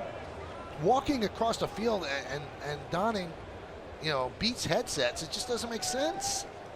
Well, listen, it's progress, right? I mean, we didn't have this a couple years ago. Here's Jesus Sucre, runner at second. Ball gets away from Romine. Runner stays put. I do like the idea after, I mean, that's an easy one, but, any kind of issue with the ruling, let the people in the stadium find out. I mean, there was a little bit of a. Yeah, but they do show the video so the people in the stadium can realize why it was overturned. No, but maybe it's for other calls, right? I mean, like the NFL, if a complicated call, they should tell the people in the stadium.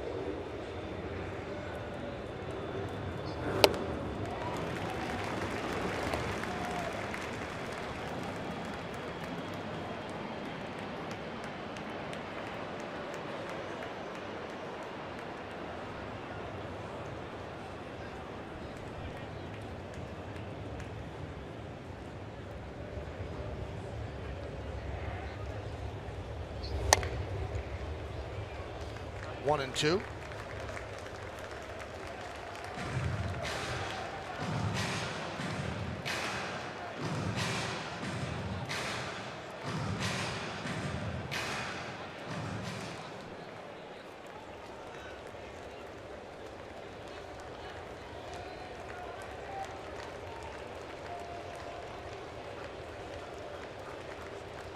We're in the bottom of the fourth inning. 3-1 Yankees lead. Rubber game of this three-game set. 1-2. Swing. Miss. Romine gets the angle, makes the throw to first, and that will do it. So pretty strong 4 innings for Jaime Garcia. Race, leave one.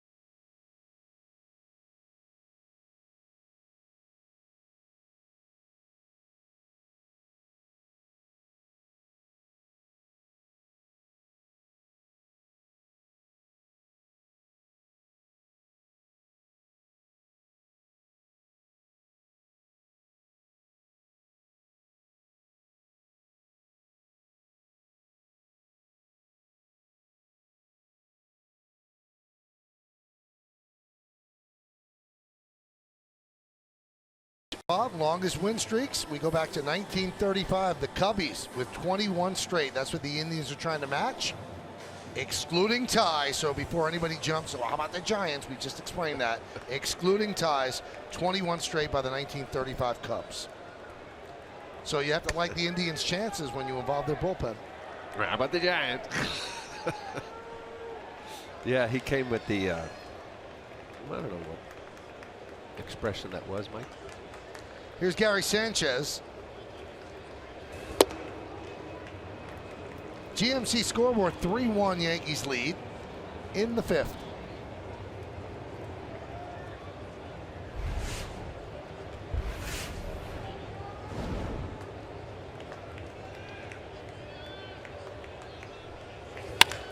Lined into left center field. It's a base hit.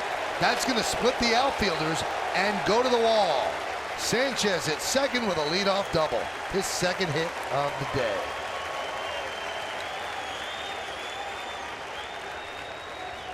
Well, he got a slider up in the zone, the same pitch he hit in his first at bat for a single. See, middle of the plate, upstairs. Hitters love that. Oh, if this is it for Archer or not, but 17th double on the year for Gary Sanchez. Yes, it is. Well, with the lefty Gregorius coming up, they'll bring in the lefty Alvarado. Archer's night is over.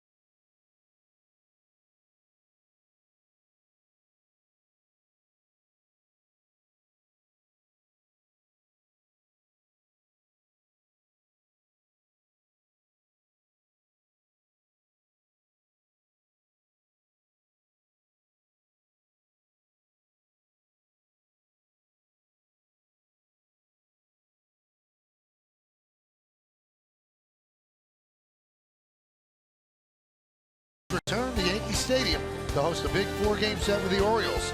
Coverage starts at 6 with Audi batting practice today and the 7 Yankees pregame. Then Paul and Neil and I will call the Bombers battle with Baltimore right here on Yes and streaming on Fox Sports Go. Here are the probables for that series. Miley against Tanaka tomorrow. Inoa against Severino on Friday. Hellickson against Jordan Montgomery on Saturday. And a guy with a great profile for the Orioles against CC Sabathia. That'll be on Sunday. So the Orioles leave Sunday to be determined. Chris Archer in his 17th start against the Yankees. First time he has not gone 6 innings against them. 16 straight starts or 6 or more innings against the Yankees. That was the longest streak since Roger Clemens had 18 such starts from 87 to 92. Yeah, it was frustrating right from first few pitches. Just was never really in sync with his catcher, Jesus Sucre. You see the numbers from Alvarado. Hard thrower, lefty. 98, 99 miles an hour. Also, just the third time in the 17 starts against the Yankees that Archer did not have a quality start. That's 6 innings, 3 or fewer runs. But that's still 82% quality starts. And that's still the highest for any pitcher against the Yankees with a minimum of 15 starts since 1920. Second place is Pedro Martinez, who pitched a quality start against the Yankees 78% of the time.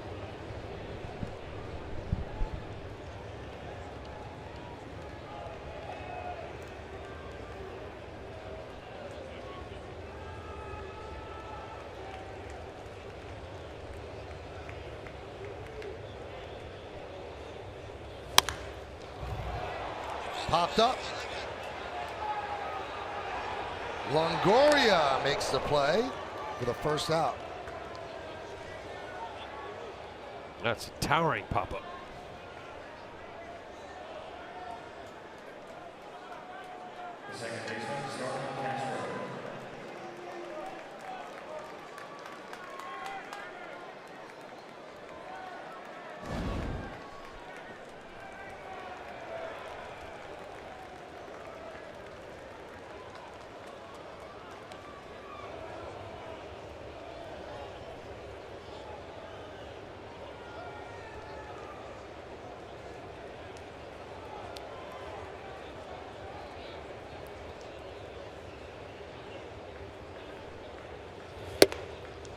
Castro takes outside.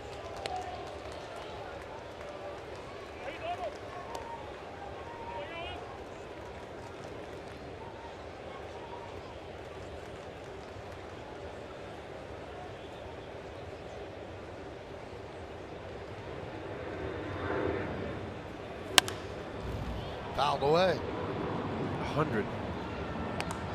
Just marvel at the arms, high velo guys around baseball. Jose Alvarado has got an ERA in the mid-4s, 29 games, on 100.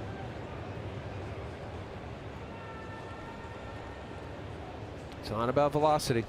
These guys can hit it. It helps.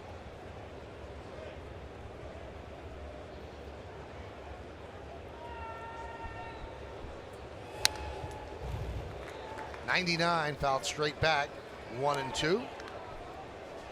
So that was 99 miles an hour on the fast pitch speed analytic, brought to you by Fios. Yeah, that was a good swing too, Michael. He fouled it straight back. Let's see what Alvarado has other than just a 98, 99 mile an hour fastball. Slider and change is part of his repertoire as well. I gotta believe he's going to get something off speed here.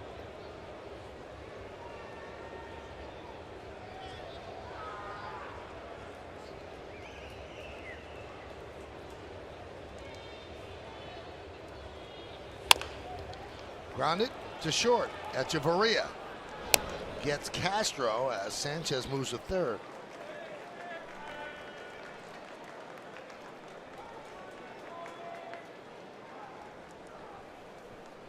You could see on Alvarado's hat the places that were hit by the hurricane. Florida, Caribbean, Puerto Rico. Nice sentiment by Jose.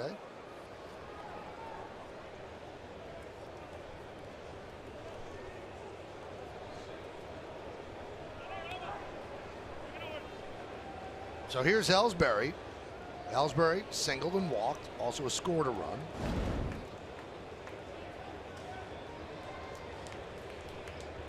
Yankees lead 3-1. 3 runs in the second, trying to add on. And a strike.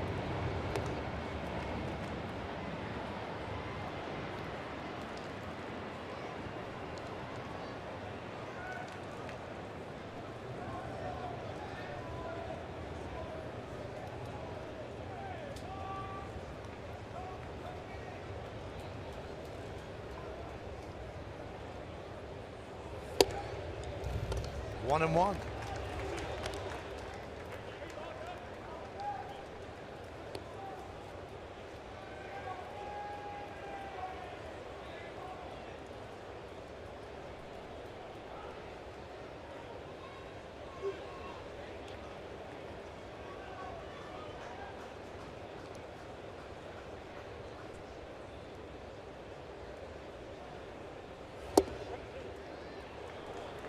One and two. Showing a pretty good curveball. End up getting Castro a ground ball. And there, big curveball to Ellsbury. This will be his last at bat, assuming the lefty-righty matchups that Kevin Cash and the Rays do. The right-hander's ready in the bullpen if Todd Frazier gets up in this inning.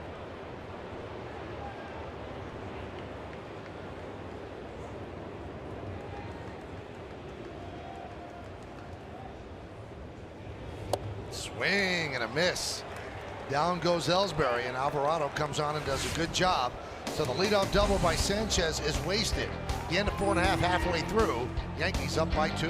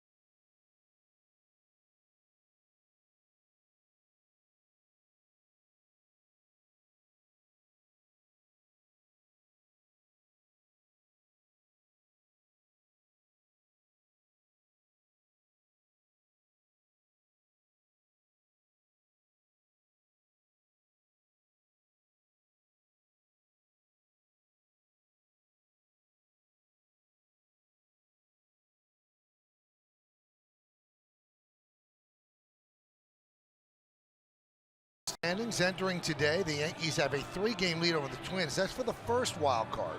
And the Yankees are 4 back of the Red Sox in the American League East. Then the Angels 2 back of the Twins. Rangers 3 back of the Twins. Royals also 3 back. Mariners 3.5. Rays 4. And the Orioles 4.5. Al, do you have a feeling? Is it going to be Yankees Twins in the wild card?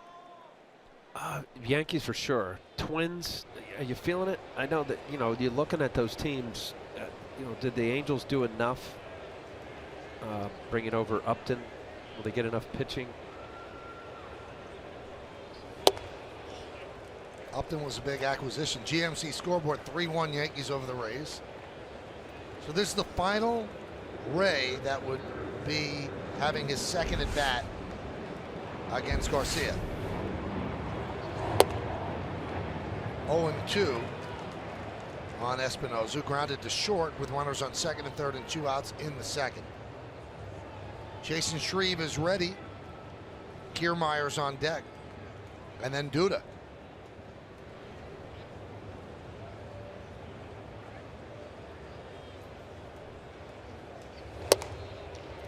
I just think just looking at that standing there, Michael, with the parity in baseball, we're talking about the Indians and their streak possibly going to 21 games today. They're up leading 5-3 over Detroit. Watch them with the Dodgers. Kind of collapsing down the stretch. Get a win last night because of Kershaw. Espinosa down looking. Strike 3 from Garcia. Chad Green has now joined Shreve.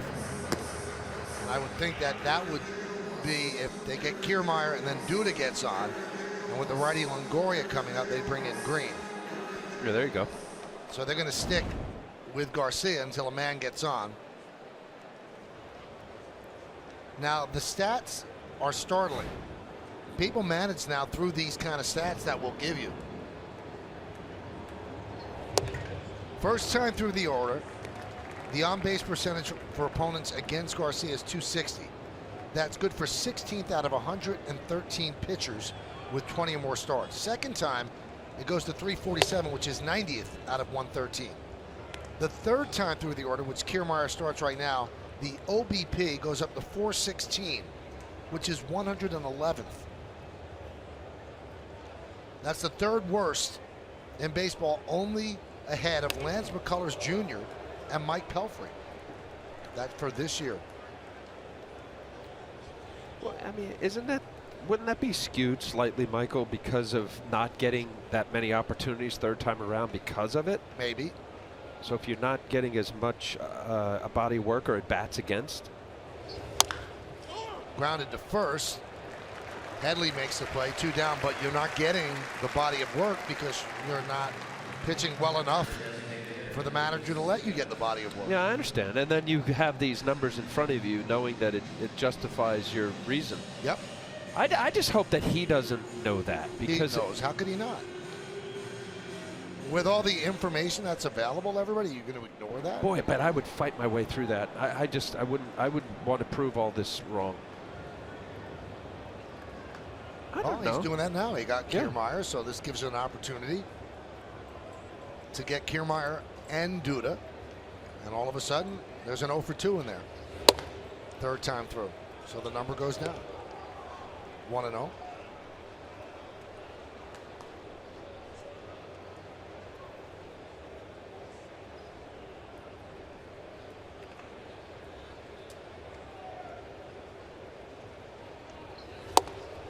That's what he started pulling the string a lot more in these last couple innings. That big curveball. Watch here, pulled the string. I thought the first pitch was actually a strike.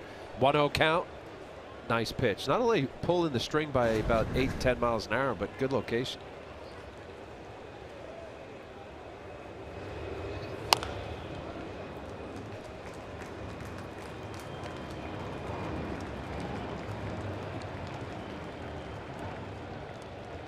So really, he's had his chance, Michael. 216 plate appearances first time around.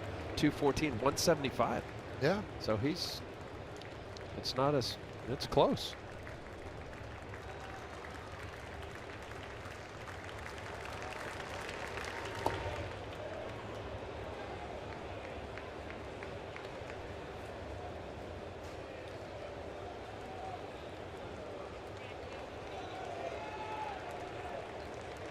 Done a nice job today, just a home run to Kiermaier. Remember, he was removed from the rotation, so all he's had is a simulated game of late. Pretty nice performance by him. 2 balls, 2 strikes, 2 outs here in the bottom of the 5th inning. And the pitch. And we talked about that at the beginning of the game. You know, the guy that is more of a field guy, location, stress on location. That's 13 days ago that his last game appearance in a real game on the 30th against the Indians, where he went 5 innings, gave up 1 earned run. He's pitched great today.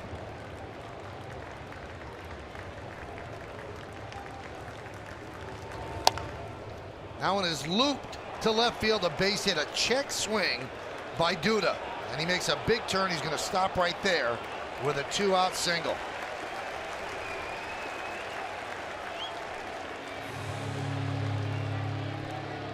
Now, will Girardi allow him to pitch to Longoria?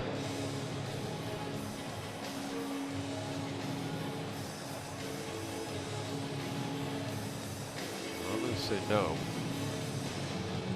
You'd be right.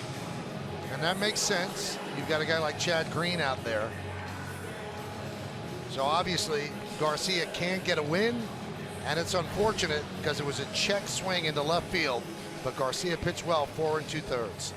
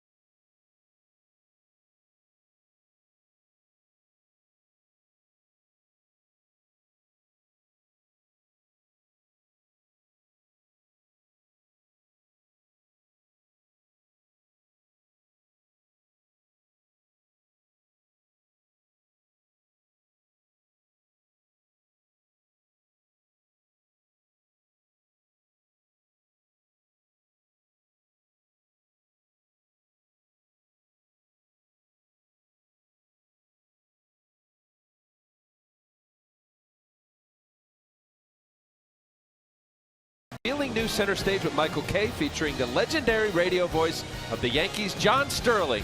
Hear about his incredible streak behind the mic, learn how he comes up with his signature home run calls, and much more, premiering tonight at 10 o'clock only on Yes. Look forward to that. You enjoyed that show, but Jaime Garcia did not enjoy being taken out. Chad Green comes on, and if you watched Girardi take the ball from Garcia, Garcia never looked at him. And then he was talking to himself as he walked off the mound. We don't even want to attempt to read his lips, but that was not a happy pitcher who was taken out after a check swing single. But Girardi lays these things out in advance. This is when I'm going to use Green if this guy comes up, if there's a guy on base. So Garcia was not happy.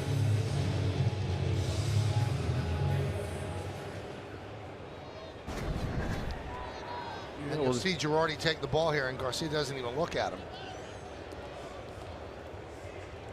And then, I don't know what he's saying to himself, but he's not happy. Here's Longoria against Chad Green. Foul back.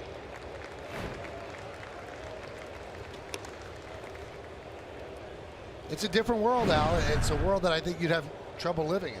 Well, yeah, I mean, just to back up, I'm all in favor of the big carrot of a win for a pitcher. Starting pitcher especially. Relievers are all about holds and, not allowing inherited runners score and saves. But you gotta, I could see that for Joe Girardi. He does a good job. He does a great job with his pen. You gotta eliminate the personal, emotional attachment to it. You got 1 out away from a potential win, but he's looking at a righty-righty matchup. Better with Green against Longoria. Here's the deal. Montgomery the other day had a big lead in Texas, walks 2 batters. He ends up getting taken out before he could get a win. It's his fault. But I guess in Garcia's mind, and this is the right move to make, to bring in Green to face Longoria, Garcia said that was a lucky hit, and I'm getting taken out. So that's what goes to a pitcher. Also, Garcia's a veteran, and Montgomery is a rookie. He certainly can't argue a point, but CC Sabathia was taken out before he could get a win.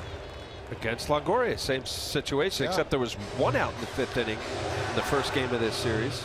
And he brought in Robertson, and that was the move to make. Robertson 2 2/3 scoreless innings.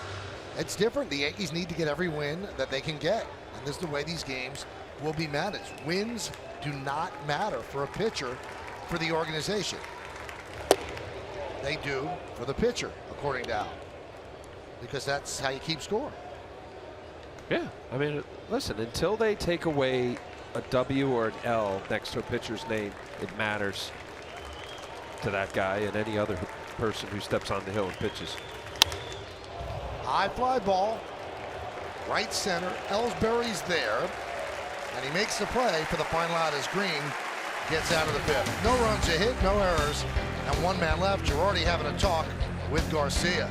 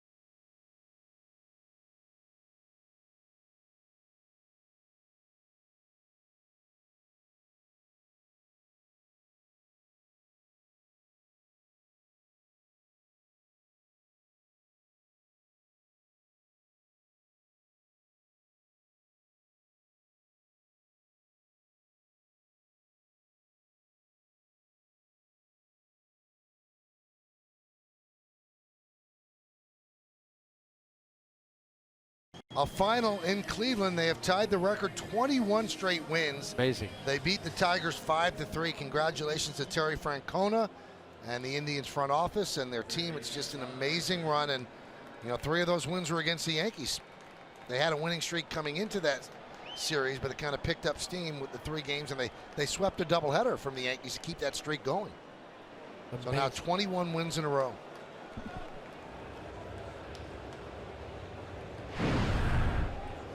(90-56) on the season. Andrew Kittredge. Todd Frazier swings at the first pitch, and Longoria gets him.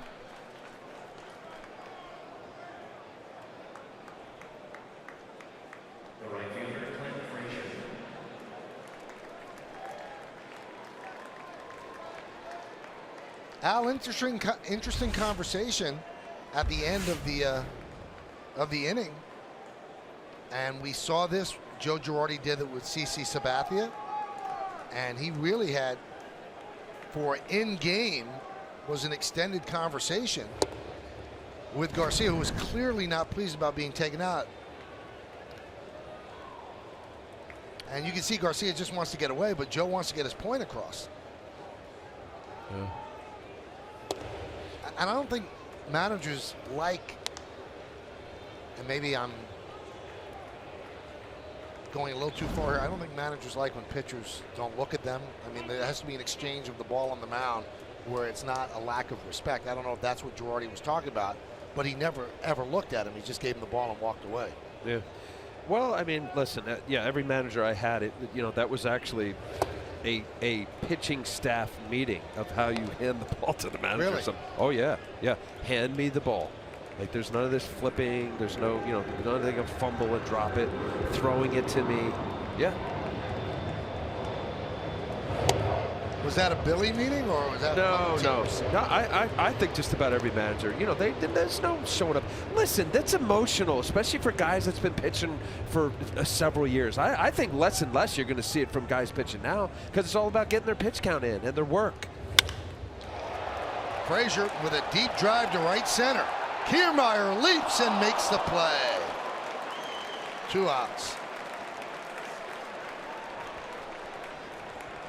Now, CeCe's part of this because it happened to him on Monday. And Meredith, you spoke to him the other day. Well, Michael, he told me as a competitor, you obviously always want to stay in the game. You expect to stay in the game. But Joe Girardi explained to him the situation, and he understands that when you have the weapons that they have in the bullpen, Joe Girardi may go to them earlier than most. And Joe Girardi really extended the courtesy to one of his veterans, going over to him after the inning, explaining that situation. And CeCe Sabathia said, even though I want to be the guy out there on the mound, when David Robertson comes in, you feel good about it. And you don't question that. No, I get it. And listen, this is a very strong part of the Yankee team, the bullpen. They've got exceptional arms, guys that can close on their own right on other teams. And that also empowers a Joe Girardi managing a roster like this and a bullpen like that, because you're going to guys that are 3-4 deep with closer stuff, if you will. So I get that. 1-1. Romine lofts a fly ball down the right field line. Souza is there to make the play for the final out. So Kittredge comes on and gets the Yankees 1-2-3 in the 6th. We'll go to the bottom of the 6th. 3-1 Yankees.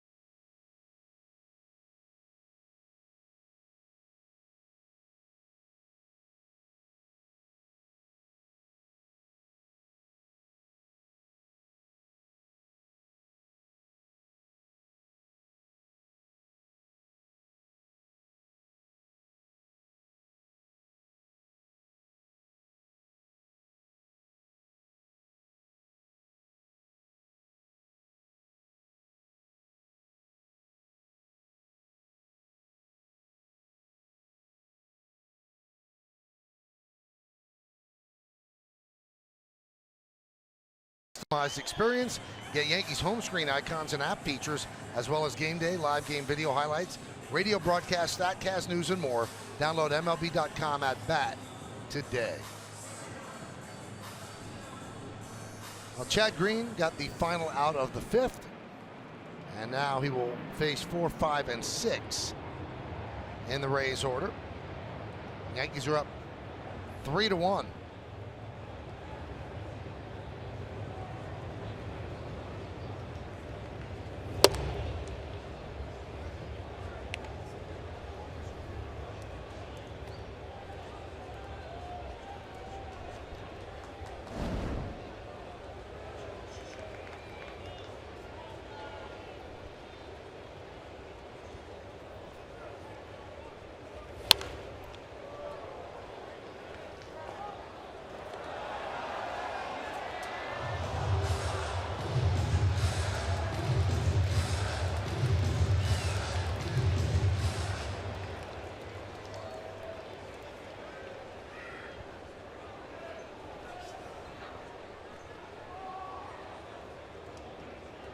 1-1. 1-2. Chad Green just has the flight of his fastball, to me, just looks a little different than most guys. It has carry through the zone late life. When it shows 97s, 98s, it looks it. It's just a simple delivery. Swing and a miss. I mean, smooth, Michael. That's 98 miles an hour. No herky-jerky, not max effort, not trying to overthrow. Just watch his delivery. Smooth. Watch his head. Breakaway. Finish. Little rotation at the end. Maybe a little recoil, but explosive. That's interesting. Joe Girardi spoke about using Green, and so far the way he's used him, it's been great. These are reliever ranks, 3rd, 4th, 2nd, minimum of 40 innings pitched. And he said that he'd rather use Green for 2 innings at a time and not have him for a couple of days than use him for 1 inning a couple of times in a row. He said because we've got those pitchers. What he brings is a unique style and a unique skill set where he can give us those innings. And, you know, he was talking with the media about it, Girardi was, and, you know, the value in Green might be using him 60 times a year for 120 innings rather than using him 50 times for 70 innings or something like that. So rather than you have him back to back, you'd rather have him on that one day to give you the 2 shutout innings. And save on your 1 inning, 8th inning guy. Right.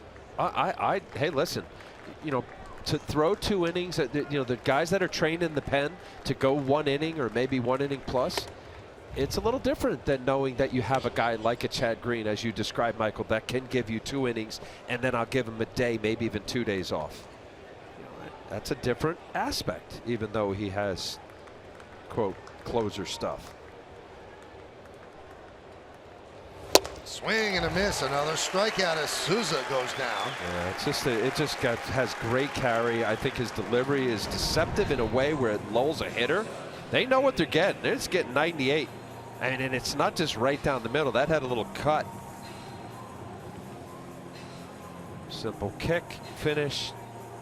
And at the end there, he's got that little more force. Yeah, I mean, if you can save a Betances or Robertson, or, you know, however that 8th inning looks, by having a Chad Green go pitch every maybe 2-3 days, a couple innings.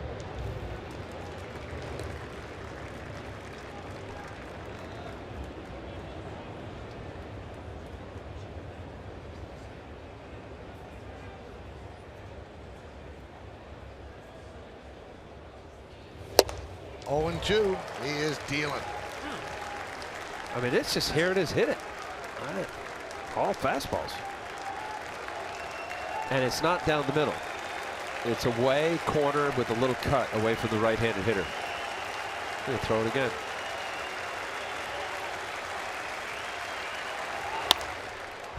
I'd have more of the middle, but here you go, 100 miles an hour. It's amazing the science of baseball, whether or not he lulls you to sleep or there's a higher spin rate. There's so many more swings and misses at his 98 than there are at Chapman's 102. So odd. So the number tells you that Chapman's is faster, but these pitches seem like they're unhittable. Well, a couple things. You know, the one pitch that Echeverria right there fouled off, but all of the pitches he's thrown so far to Morrison and Souza Jr. they're away on the corner at 98 or 99. Well, Echeverria has not seen a fastball he doesn't like, so he's at least fouling him back. Yeah, that was in better location than the one he fouled off prior to the last pitch, which was a slider. Based on that swing, I'm just figure he's going to get something off speed here. Yep.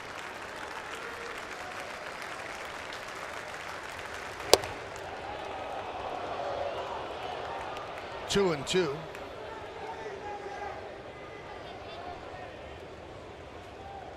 Another thing, Michael, talk about deception. It's smooth and easy, Chad Green, but he throws across his body, which also hides the baseball. Swing and a miss. Filthy. He strikes out the side. He looked unhittable that inning. It started with Logan Morrison, swing and a miss. Steven Souza Jr., swing and a miss. And Echeverria, swing and a miss. Pretty awesome.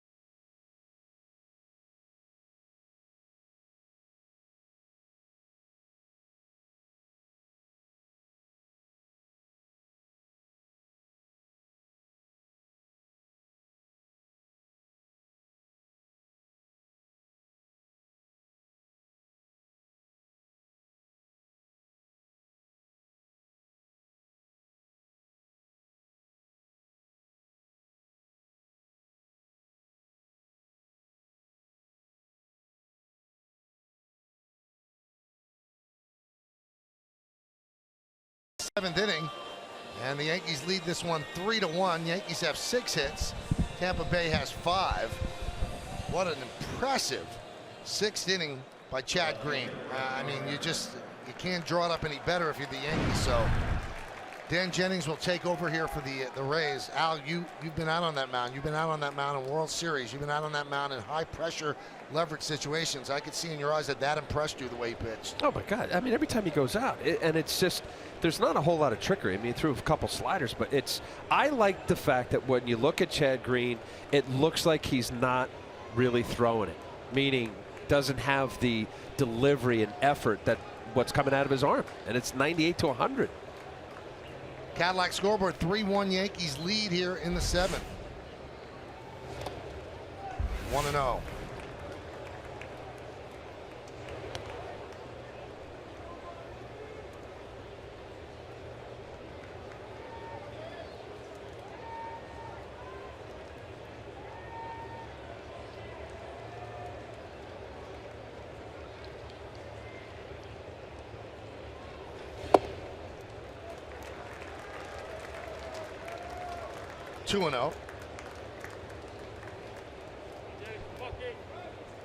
Gardner had a big hit for the Yankees in the 2nd inning. A 2-run single through the left side. That's the difference in the game right now. So he's 1 for 3.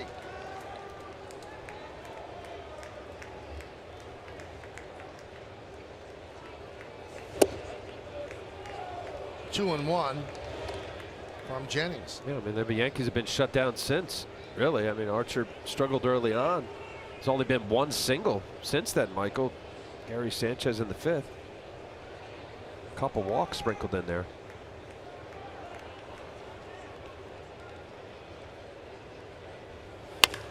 Grounded to third. Picked by Longoria, and he gets Gardner for the first out.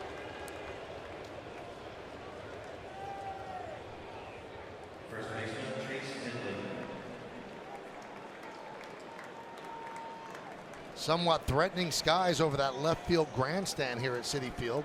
Dark clouds.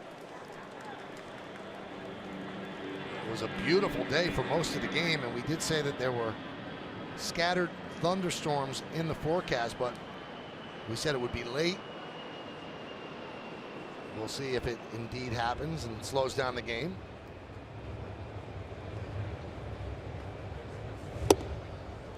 There's a strike to Headley. Headley's 0 for 3, so he has a 10-game hitting streak working. My app has a 62% drizzle from now until 5 p.m.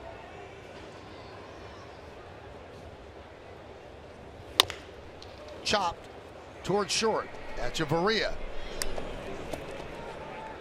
2 outs. So Jennings comes on to get the 2 lefties. Now it's Sanchez up. Cash will go to the bullpen to bring in the right-hander. He hasn't signaled yet. Now he takes the ball.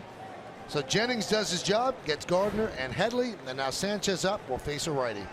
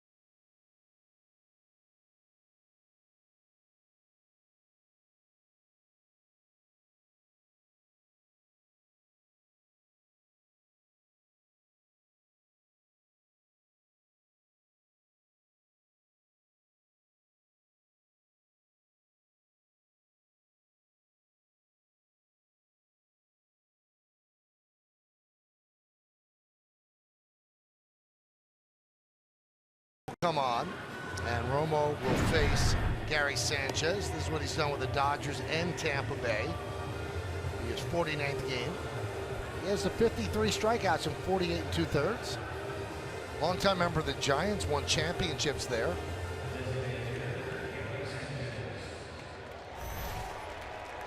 He's done a good job since coming over from the Dodgers. ERA at 1.9 in the 18 games. Slider, slider, slider. That's what Sergio Romo's done in his career.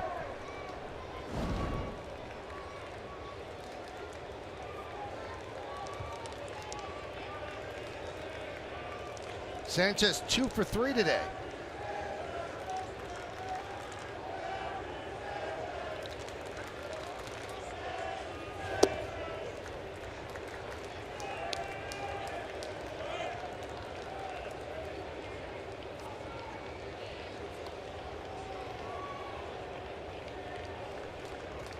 Tommy Kahnle up for the Yanks.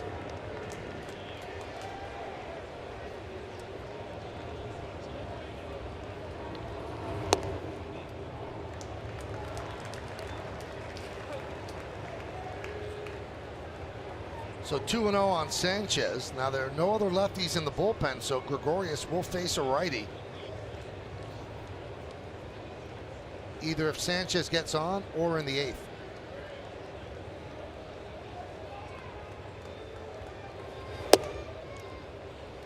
3-0.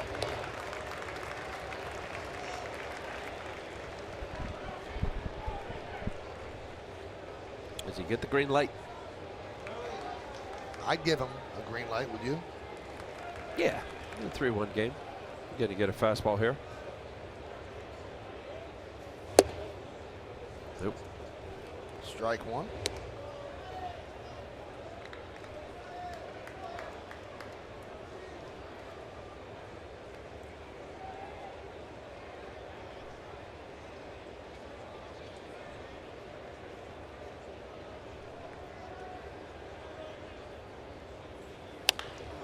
High pop-up, left field. Borges there makes the play, and that will do it here in the 7th as the Yankees go down 1-2-3 against 2 relievers. Time for the stretch. Yankees up 3-1.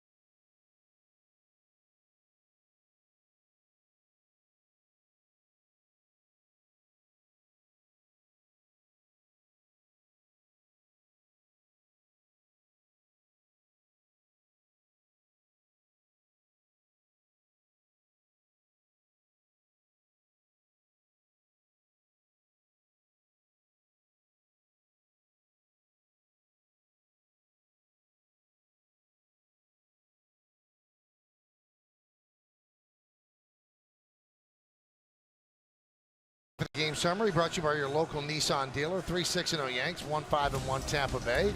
Garcia, what the guys were talking about, lasted 2 outs into the 5th. Chris Archer lasted 4 innings, 6 hits, 3 runs, 3 walks, 5 strikeouts. Brett Gardner, that big 2-run single to complete the scoring in the 2nd inning. And Kevin Kiermaier, the only run against Garcia, a solo home run.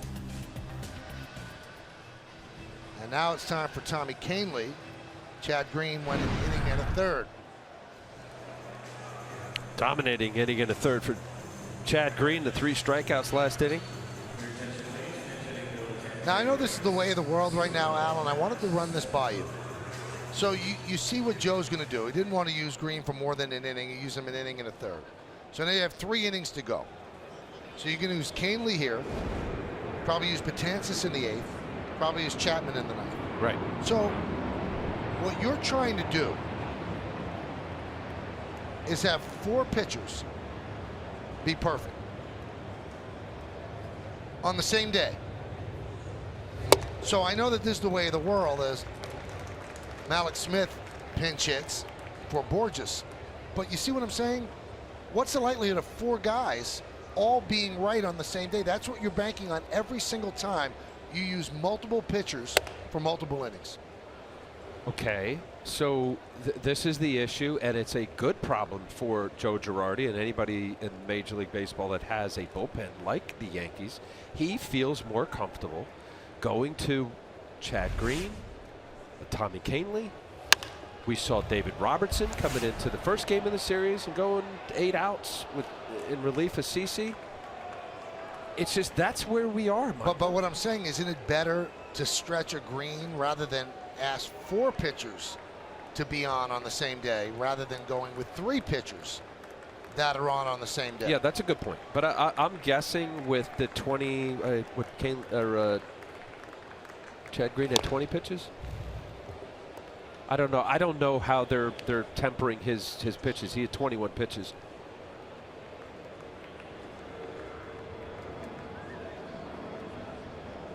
I think if it gets deeper, and we didn't mention David Robertson. I hear you. You're looking for 4 guys every night. You can't do that. Although last night, complete game in a losing effort, Sonny Gray. So all your guys are rested. I get that, but I'm just saying you're playing a game of roulette. At some point, the bullet's going to come up. Every chamber is not empty. So to ask 4 guys to be on the same day, that's a lot. And they're great pitchers out there. And this is not just the Yankees. This is all of Major League Baseball now. I think it's against the odds that 4 guys are going to be on and throw zeros on the same day. It's a hard game. Yeah. But I think we're going to see more of this. I think eventually, and I don't like it as it rolls off my tongue, that the starting pitcher is becoming less important. Bullpens matter in a significant way. They're getting a lot more outs every single night. And I guess I buy that, Al. But wouldn't it be more prudent to stretch guys out more than just an inning, so you use fewer guys and you're asking fewer guys to throw a 0 up there? Yeah, so what you're saying here, you'd like to have seen Chad Green go. Not necessarily Green. I'm just saying that this is now an epidemic. Ground ball base hit by Smith on a 3-2 pitch. He makes a big turn, and he's going to stop right there. Good throw by Gardner right on the button to Castro. Yeah, that's a couple times now that Brett Gardner scooted down the line there. The configuration at Citi Field here, it stayed off of the side padding. You watch Smith just smacking it past Todd Frazier, who's playing pull.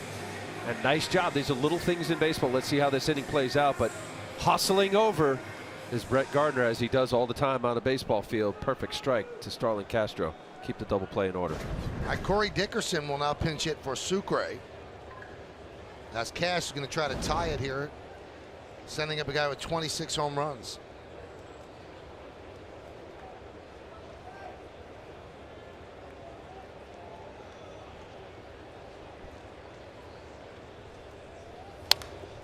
Foul back.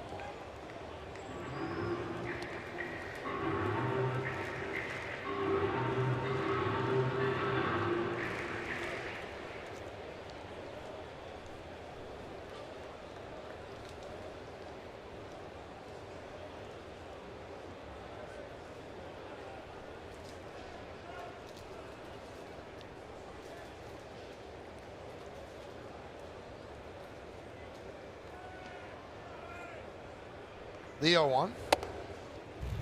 1-1.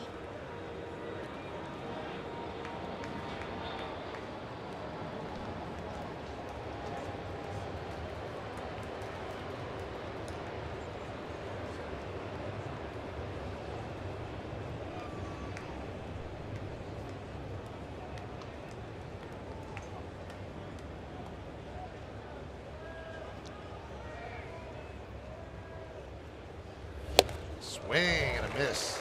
99-mile-an-hour fastball.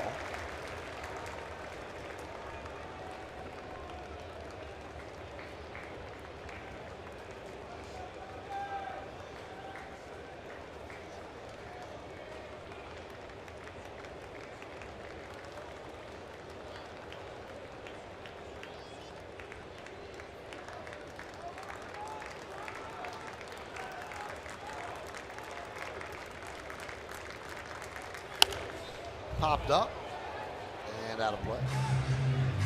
Yeah, this is just power against power right here. Tommy Kane lead 98 mile-an-hour fastballs. Corey Dickerson. What a breakout year. I think it's fair enough. 278 to 26 home runs. Had 24 last year, first year with Tampa Bay. Jason Shreve, this is a couple times up now, getting ready.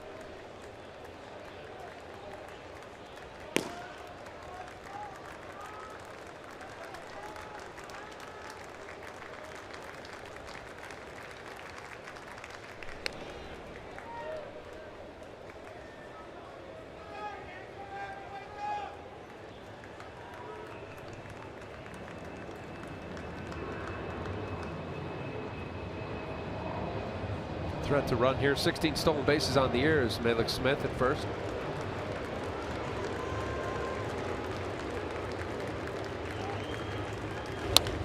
Grounded and grabbed by Headley. Steps on the bag, fires to second. Double play. Great throw by Headley and the tag by Gregorius. I think Didi forgot how many outs there were. Looked like he was running off the field. Wow.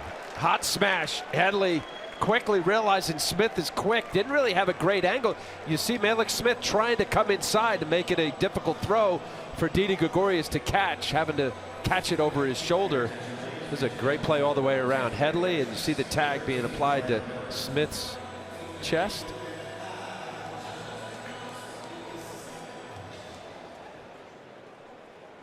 And they're knocking sense into Didi's head after he thought it was 3 outs. So Brad Miller will pinch hit for Danny Espinosa. Dickerson hit the ball well. Nice play by Headley. That one is grounded to third and past Frazier and into left field. Miller makes a big turn. He'll stop right there. So that brings up Kiermaier as a tying run. Will he face Canely or will he face Shreve? You know, I don't know, it's just a little thing, but what Brett Gardner does in the outfield, whether you're hitting or you're on defense, to keep Smith at first, made that double play possible.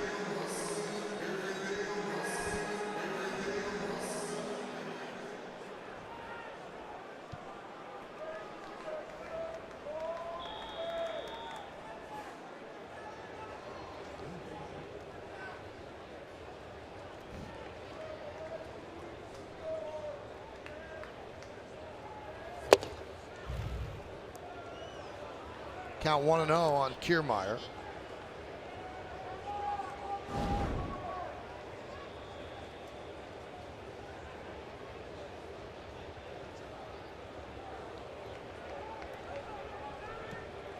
Duda on deck.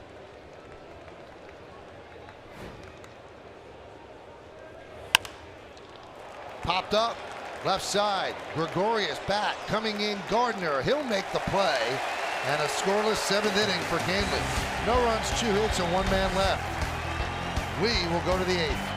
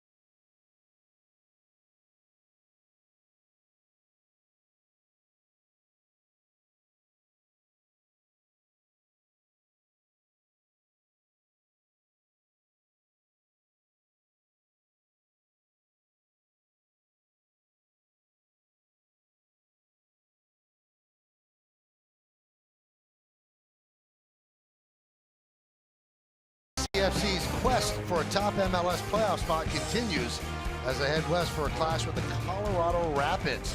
The action kicks off at 9, presented by Etihad Airways right here on Yes and streaming live on Fox Sports Go. Romo's still in there, and he will face Gregorius.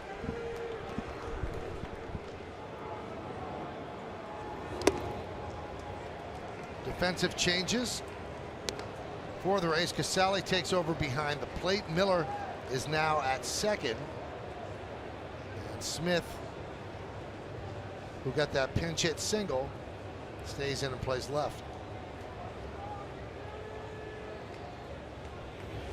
2 pinch hit singles for the Rays. Hyundai scoreboard 3-1, Yankees lead.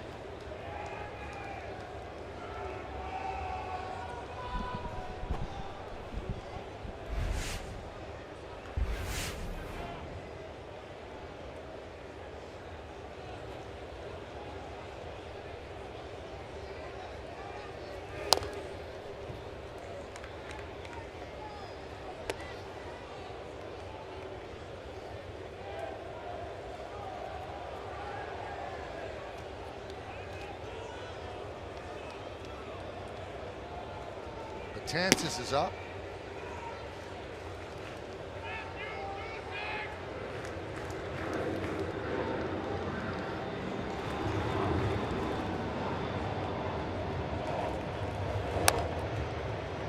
Grounded up the first base line and fielded there by Morrison, 1 away.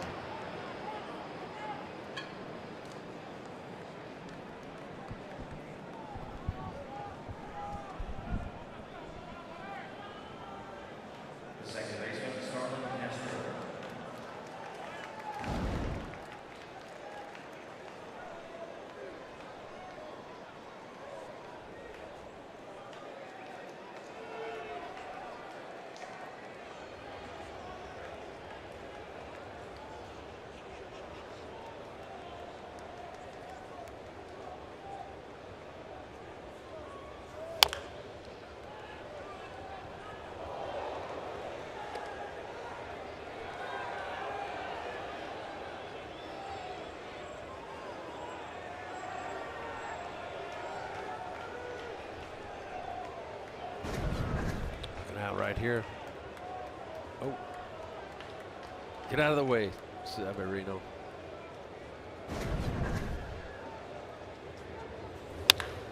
Hit sharply and fair. Hits off the tarp and kicks into left field. Castro will stay put with his second hit of the afternoon.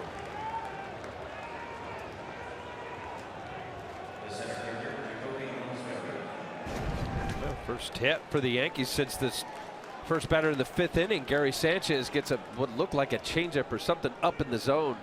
Hot smash. If it hit that corner there, if it scoots out to the outfield, maybe a double. Yeah, that's looked like just a fastball that ends up being middle. Good swing by Starlin Castro.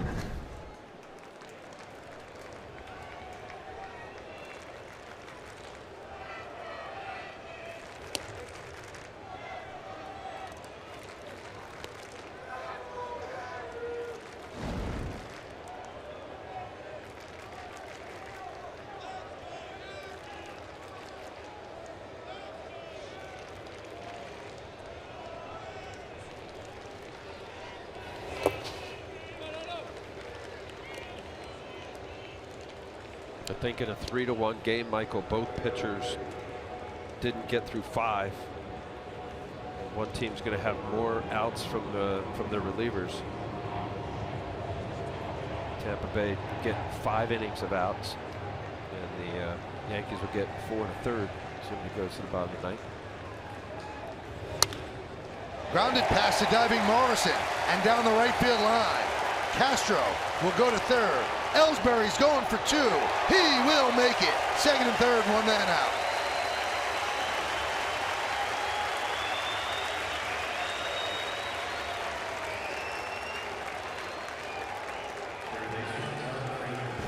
Well, Ellsbury's swinging a lot better of late. His sinker going down and away, stays on the ball. Hot smash past Morrison. Starlin Castro easy getting to third base. Second and third stay of the double play, and Ellsbury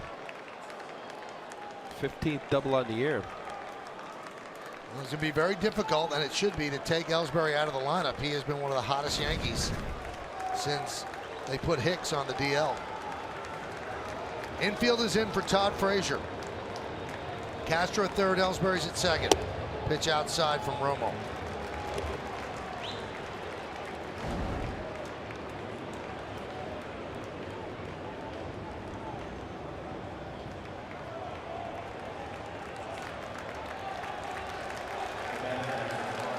And they intentionally walk Todd Frazier. Interesting with all of the relievers that the Rays have. Nobody's warming up in the Rays bullpen. Romo getting hit hard here. Force at any base with the intentional walk with Todd Frazier. So they take their chance with Clint. Clint hit a ball well into the right center field gap in the 6th inning, but Kiermaier ran it down. Swing and a miss.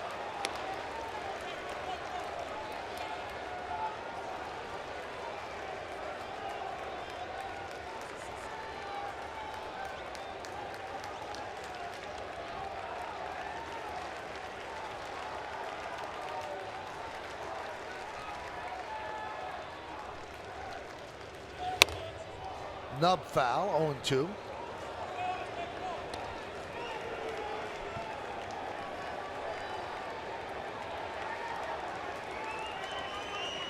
I mean, that's the pitch that Sergio Romo, he's got in trouble this inning with some fastballs to Ellsbury and Castro. 2 sliders in a row to the young Clint Frazier. He'll take advantage of an aggressive hitter, throw something off the plate. The 0-2. 1-2.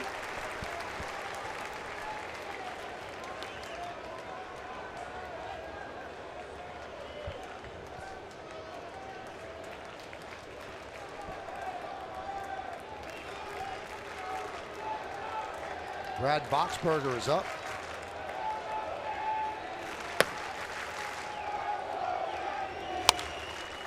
Popped up right side. Morrison in foul territory will make the play for the second out. And he fires home.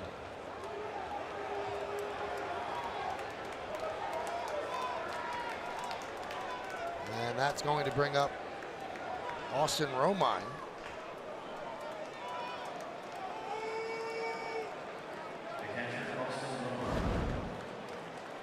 Now Girardi certainly has the option of pinch hitting for Romine. He's got Kratz on the bench. You've got Kratz who could take over behind the plate. You have Holiday on the bench. You have Judge on the bench. But he is going to stay with Romine with the bases loaded.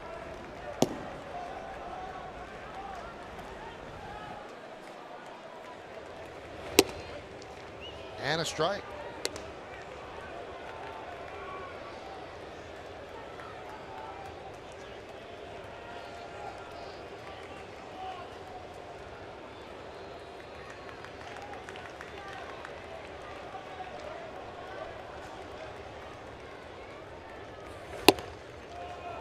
Just missed with that one.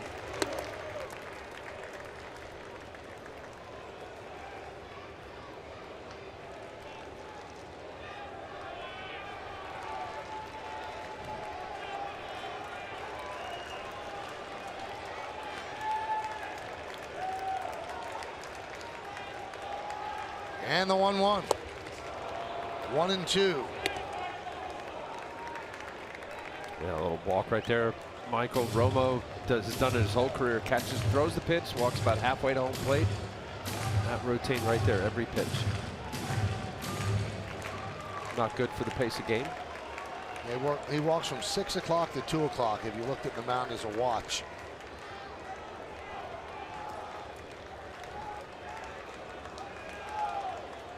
The 1-2. Still 1-2. I say that's 5 o'clock, 3 o'clock, 2 o'clock. Wow, almost won.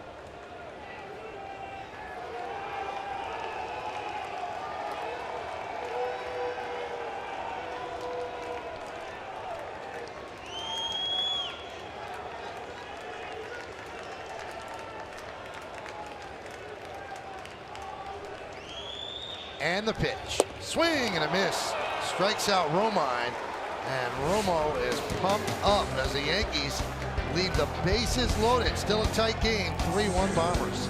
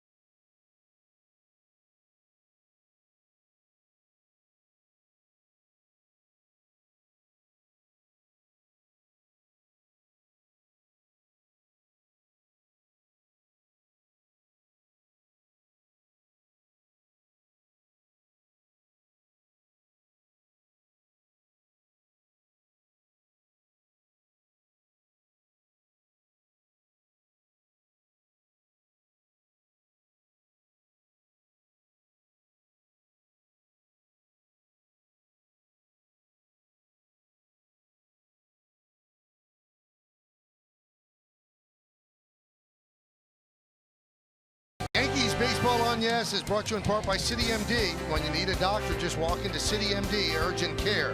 By People's United Wealth Management, ready to help you set tomorrow in motion. And by Infinity, empower the drive. Visit your tri-state area Infinity retailer for a test drive today. While we go to the bottom of the 8th inning as the Yankees leave the bases loaded, they've only been able to score in that one inning. That was the second. They've been unable to build on their lead, so now they turn it over to Dylan Betances for a 60th game. I'm looking forward to the postgame because Meredith Morakovitz is going to have to ask the tough questions.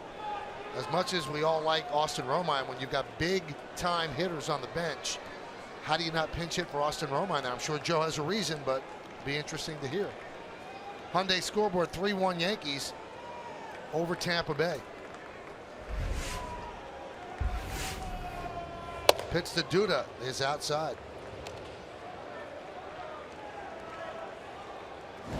Well, I think the two that scream out the most would be Matt Holliday and Aaron Judge. Yep. And bases loaded, a chance to break it open big way.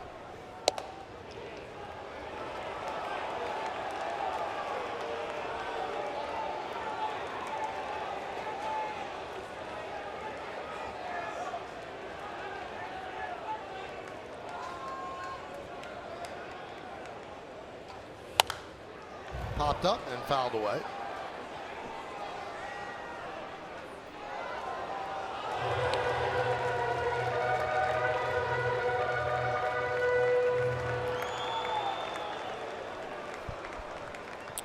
Betances' last outing was the first game of this series. Pitched a scoreless 8th inning, gave up a hit and a walk, 2 strikeouts.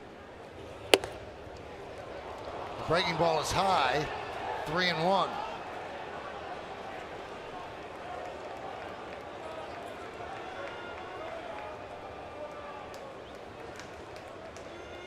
Shift is on for Duda. 3 infielders on the right side. Pitch. Strike. Duda tossed the bat away. Thought that was ball 4. And now he gets some derisive cheers from the crowd. Well, let's see. This looked high. Ooh, way up. Watch here. You see where Romine's glove is set up, and yeah, that's high. But not according to Angel Hernandez. High fly ball. Right center field, cutting over Ellsbury. He's there to make the play in front of the track for the first out. Boy, does that turn an inning around. Yeah, no doubt. I mean, you know, you talk about how great these umpires are, and they very seldom miss, but in an account like that, in a game like this, to get a leadoff walk for Tampa Bay, instead due to making a right turn on an F8, swings an inning.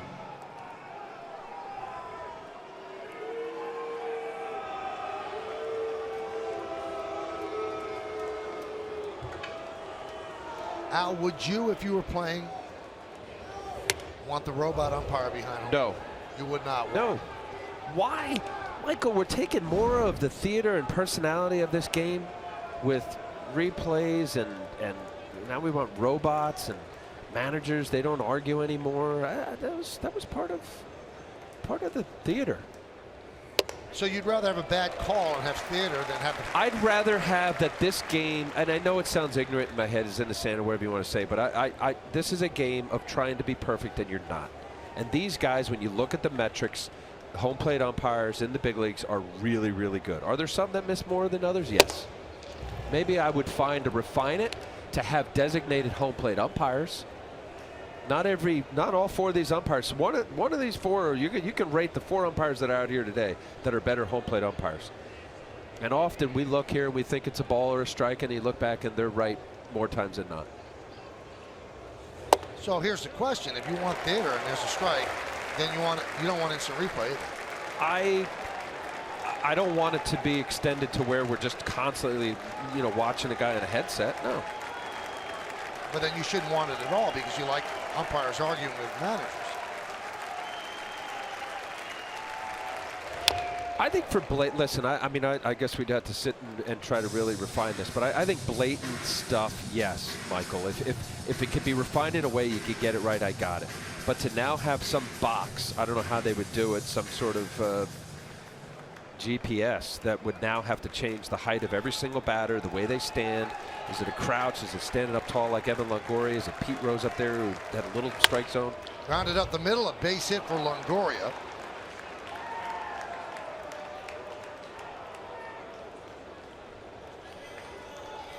Yeah, I mean, the fair foul is easy, right? You get the replay, and we've been watching it for years before replay, and you can see it right away. Oh, that's foul. Oh, that's fair.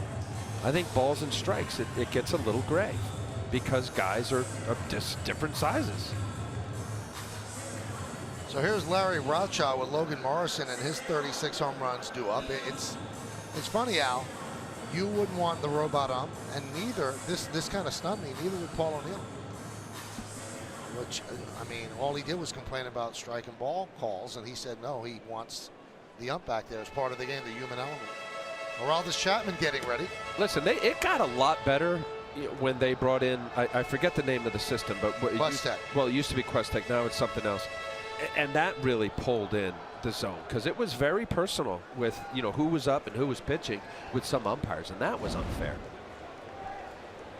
Meaning, a big star is hitting and a rookie, and the star gets the benefit of the doubt.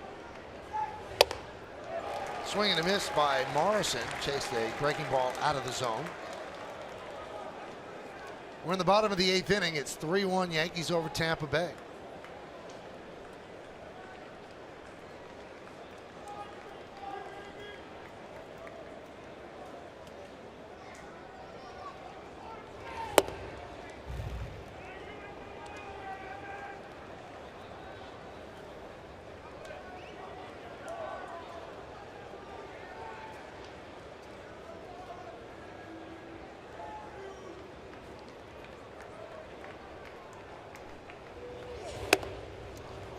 Two and one.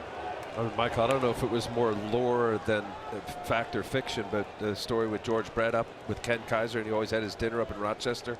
Right. Pitch was thrown clearly outside. He asked him, "Are you going to come to my dinner?" He had a charity dinner every year. Ball outside, strike. Next pitch, ball outside, strike. He turned around. George Brett said, "When's your dinner?" 3-1. You don't want that. See, robots can't have dinners. Yeah. Gets to throwing more sliders, and you see he calls it knuckle curve. That has like slider spin to it. He throws it so hard.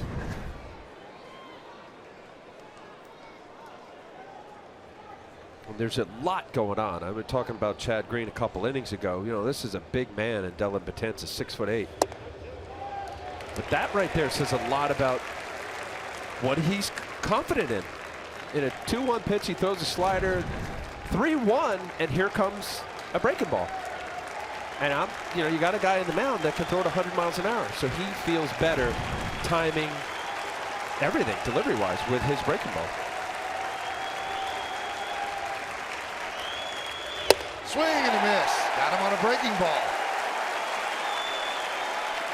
2 away. And it's a shorter break, Michael. This is, again, it's a curveball, but it's 84, 85 miles an hour, and it's up. See, not a whole lot of movement, but at 3-2 for Dylan Betances in the scouting report, he throws 98 miles an hour. Yes, he'll get to his curveball.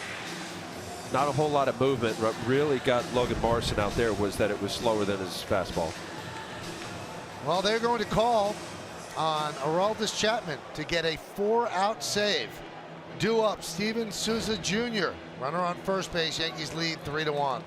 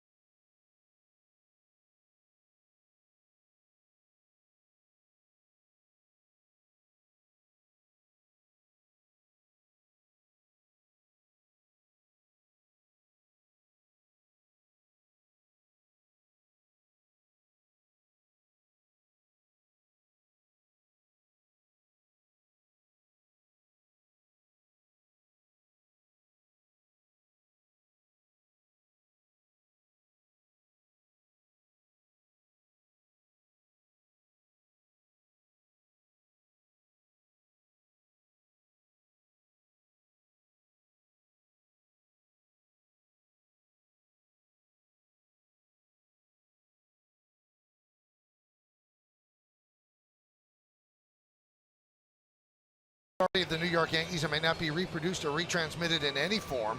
The accounts and descriptions of this game may not be disseminated without the express written consent of the New York Yankees.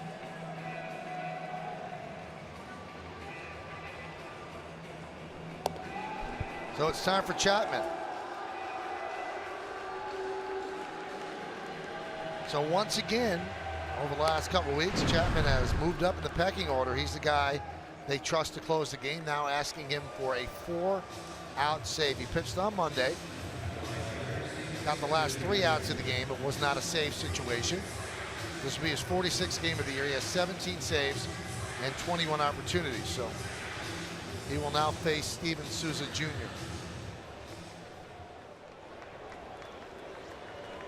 And you can see when Dylan Betances gave the ball to Girardi, he was not thrilled. So this type of thing, as Al always says, guys have a heartbeat. And they want to stay out there. And it's not that Joe Girardi's not making the right decision, but Jaime Garcia didn't like it. Didn't seem like Dylan Betances liked it. Pitch outside. Well, you got a right-handed batter, Betances right. Yeah, I mean, if you want to do the right, left thing. I mean, I know Chapman's your closer, doesn't matter. And you have your 8th inning guy, if you will, as Betances just struck out Morrison.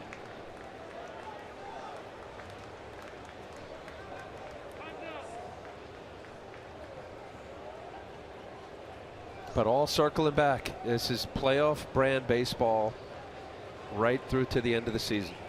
And if that's the feel and the matchup that the manager likes, just there's multiple moves. That's what's going on.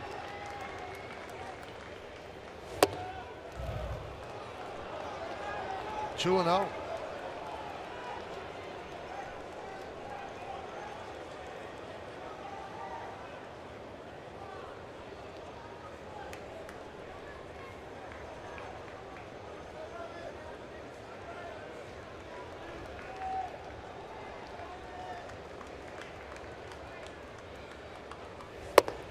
Since the outing where Chapman gave up the home run to Alonso to lose the game to Seattle, that was on August 25th. He's pitched in 4 games. In those 4 games, 4 innings, 1 hit, no walks, no runs, and 6 strikeouts.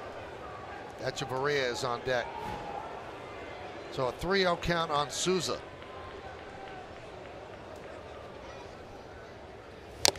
Turned him loose on 3-0, and he fouled back the fastball.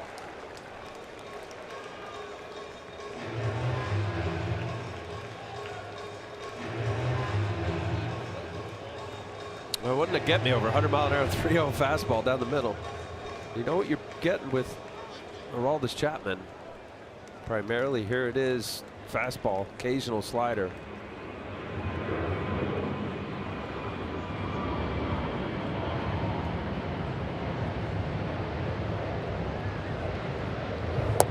And he walks Souza. So that puts the tying run on base. The second run moves into scoring position, and that'll bring up Echeverria, who's hurt the Yankees in this series.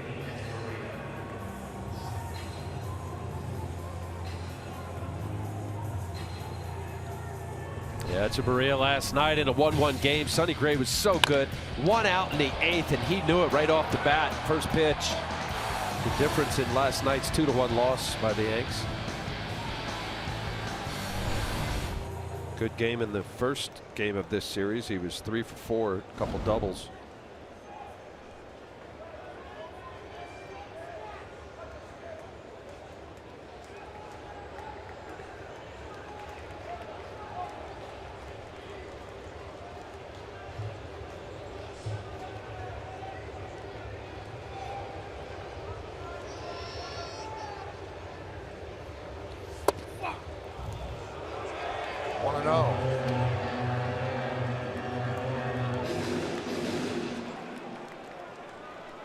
Now Larry Rothschild, another trip.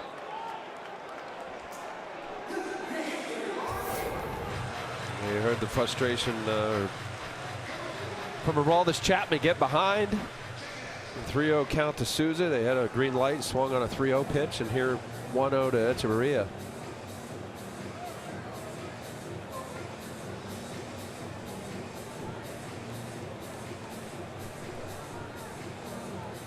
Now what you're doing is you have him struggling here in the 8th inning, and he still has to pitch the 9th inning and get those 3 outs.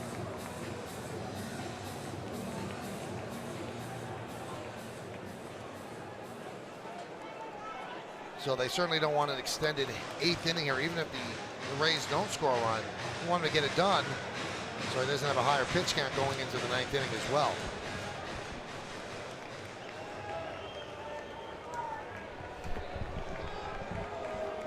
Longoria at second. Souza Jr. is at first. The 1-0. 2-0.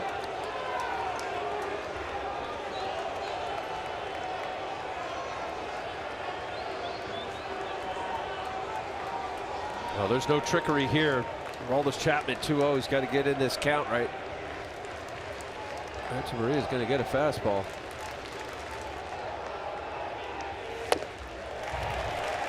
Swings through it, 2-1. Yeah, he swung at a ball.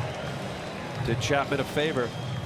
That ball's down the zone, but he knows he's going to get a fastball right there. You got to commit. It's 100 miles an hour. Pulling his head off. He wanted to go home run swing there.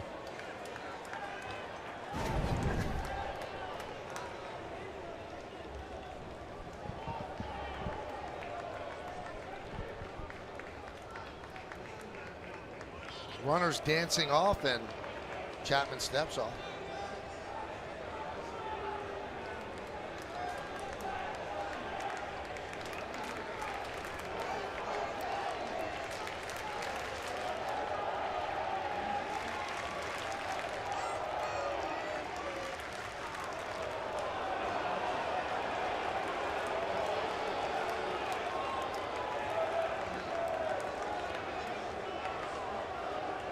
Todd Frazier deep at third. The 2-1. 100 miles an hour, fouled off the other way. 2-2.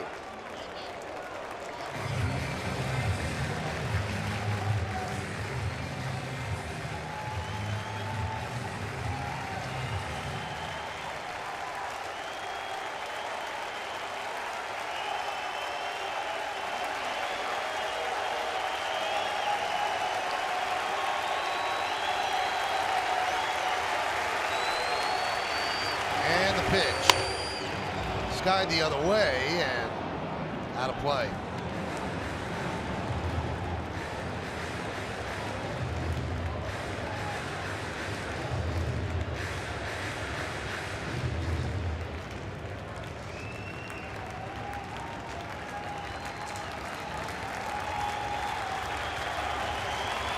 Two balls, 2 strikes, 2 outs, 2 on. Yankees up by 2.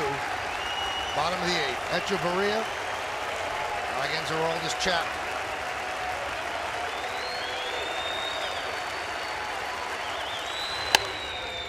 Another foul ball. 103 miles an hour. I mean, that's the thing with Aroldis. I mean, he throws 76% of his pitches are fastballs. Almost 20% are sliders. And, you get it.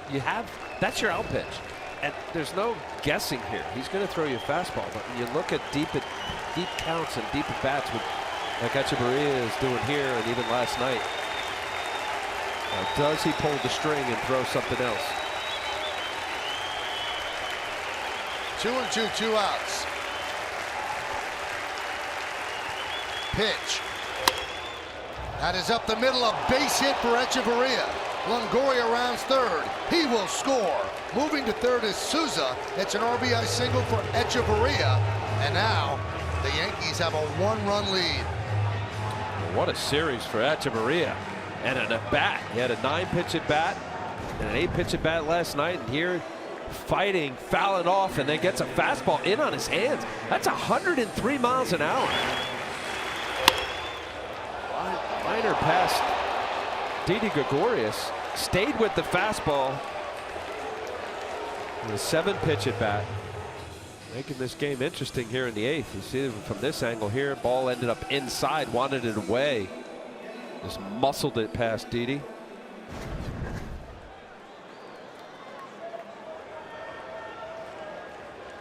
So that run belongs to Betances. The runners on base are Chapman's responsibility. And here's Wilson Ramos. Pinch hitting for Casali. Low.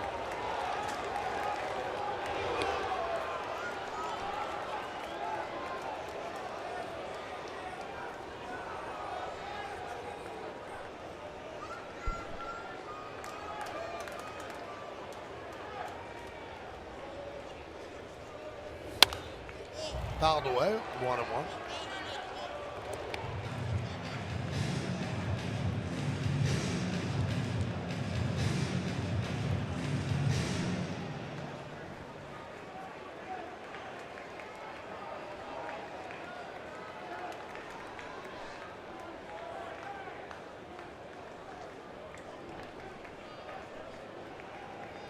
One and one.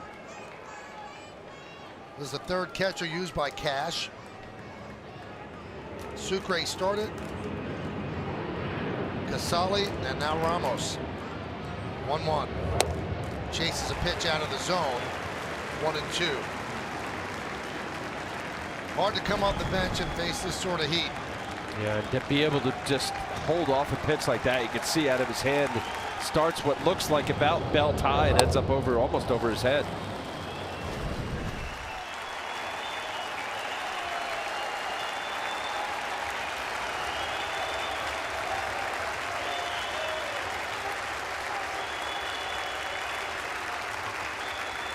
Runner goes. Swing and a miss. Ramos down on strikes. A 1 run, 2 hits, 2 men left on base. 3-2 Yankees. We go to the 9th.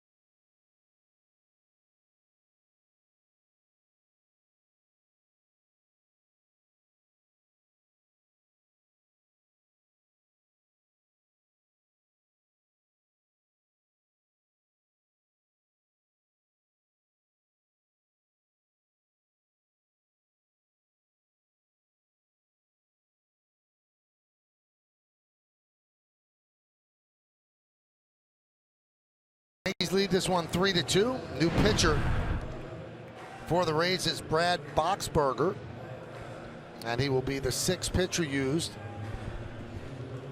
by Kevin Cash. So Chapman escapes further damage, but now he has to get 3 more outs in the bottom of the 9th inning.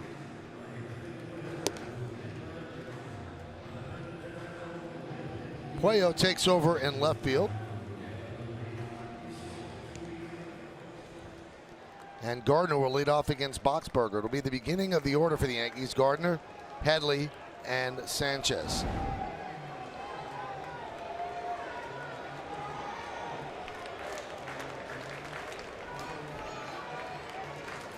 So Gardner has the big hit for the Yankees, a 2-run single in that 3-run second inning, and that's the difference in the game that made it 3-0. And the Yankees are holding on for dear life as we go to the 9th inning in the rubber game of this 3-game set at Citi Field. And Boxberger deals a strike. Archer started, Alvarado, Kittredge, Jennings, Romo, and now Boxberger.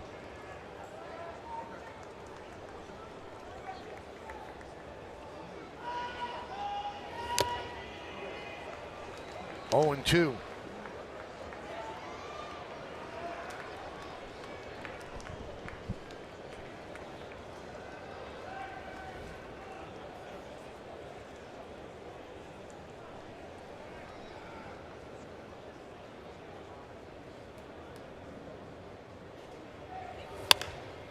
Fouled away.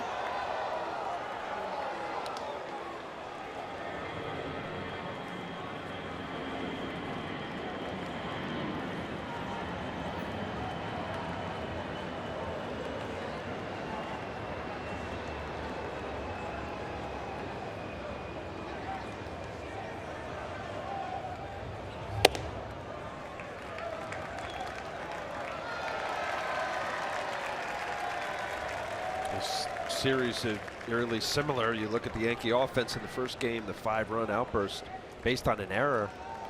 Trevor Plouffe, third baseman. And then Todd Frazier, big 3-run homer. They only had 4 hits in the first game. Last night's game, 3 hits and 1 run. The 1 run was in the first inning. And then here today, in the second inning, 3 runs. You know, you talk about tack on runs, Michael, and when you get an opportunity to just keep grinding, and if you can add a run here or there, you know, it makes these games a lot more interesting. Here, obviously, with the 1-run lead that the Yankees have. Up the middle and a base hit for Gardner.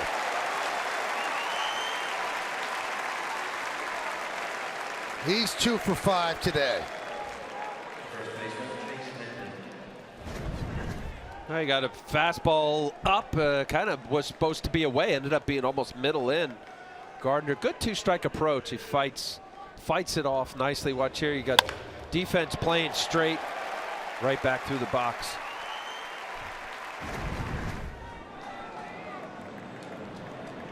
So here's Headley.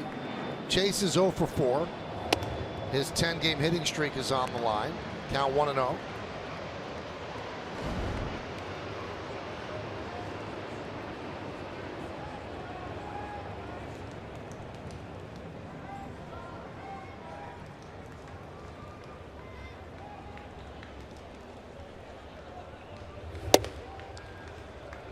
And a strike, 1-1.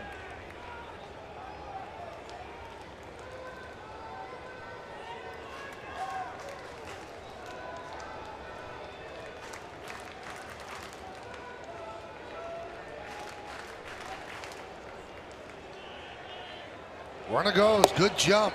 Throw to second, not in time. Stolen base for Gardner. And they say that he is going to be put back to first base because of interference from Headley. You can bank on it. If Angel Hernandez is behind the plate, he's going to be involved in something. Yeah, well. Oh, that's an awful call. How is that interference?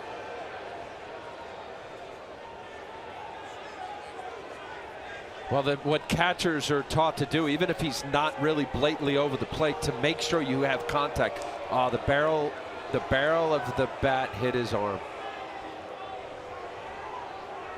Watch here. That's catch interference. That would be interference then. Yep. I thought that. Standing over the plate, you thought, yeah. Right, but he never followed through on the plate. His bat just hit the arm.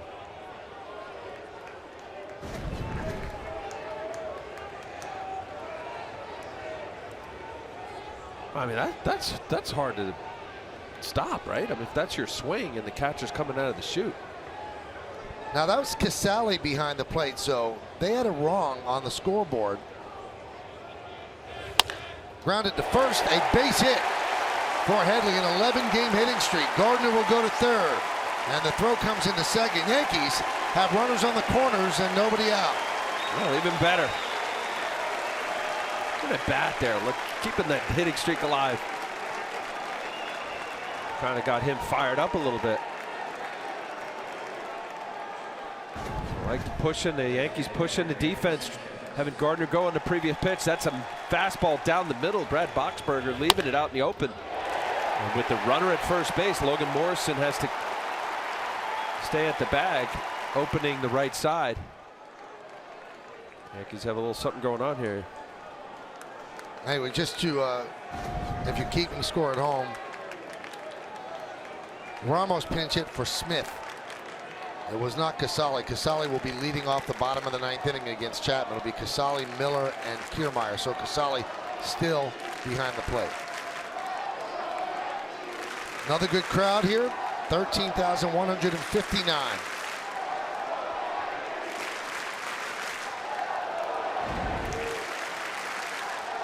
Now the Rays bring the infield in for Gary Sanchez. Sanchez 2 for 4. Whole right side of the infield is open. Boxberger deals high, 1-0. Yankee offense 2 for 11 in these situations today. 9 men left on base. They have not been able to build on the 3-0 lead. 1-1.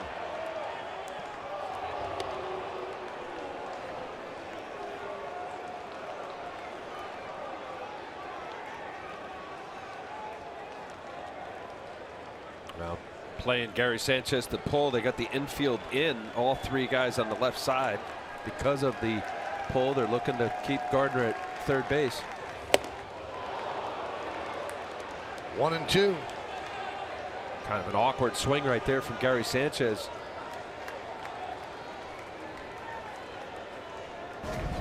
Watch here, he fouls off the previous pitch. It was changeup, just releasing his bottom hand.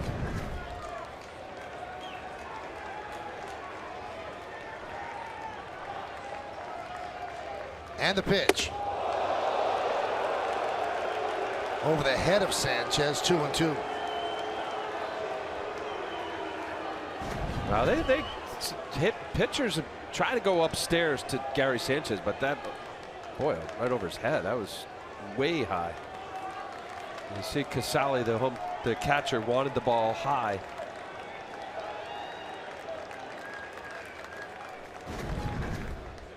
Swing and a miss. Big strikeout for Boxberger as Sanchez down on strikes. Yeah, huge strike. I mean, it's that spot right there. You just hoping to put it in play. Obviously, a base hit's great. They see the changeup grip after the high fastball near his face. This plate coverage down in the dirt. Tough to lay off. Al, do you intentionally walk? Now there's a runner at first, although David Cohn always said there's a base open, there's a base open, but Castro's on deck and the dangerous Gregorius is at the plate, so I withdraw the question. And that's one of the reasons the Yankees probably don't send Headley. Pitch. 0-1. And weird splits, Michael. Boxberger's better against left-handed batters, mostly because of that changeup. He ended up throwing the changeup to Gary Sanchez, getting him a strikeout. Boxberger 208 batting average against lefties, 243 righties. The 0-1. 0-2. Infield remains in. Runners in scoring position this year. Didi Gregorius has been very good, 315. And his overall average is 291, so we've been better in these situations. Just put the ball in play. Great speed at third and Gardner. Headley's at first. Boxberger steps off.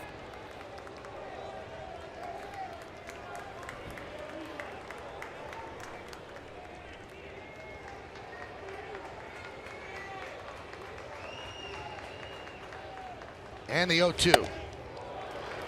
Laid off, 1 and 2. Well, the textbook on this is the high fastball. See if you get a hitter to chase and then come back with his out pitch to lefties is the changeup.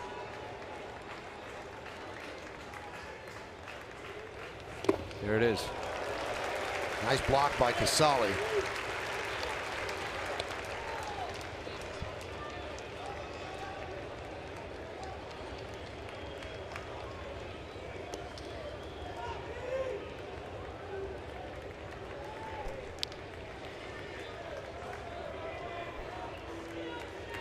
And the 2-2. 3 and 2.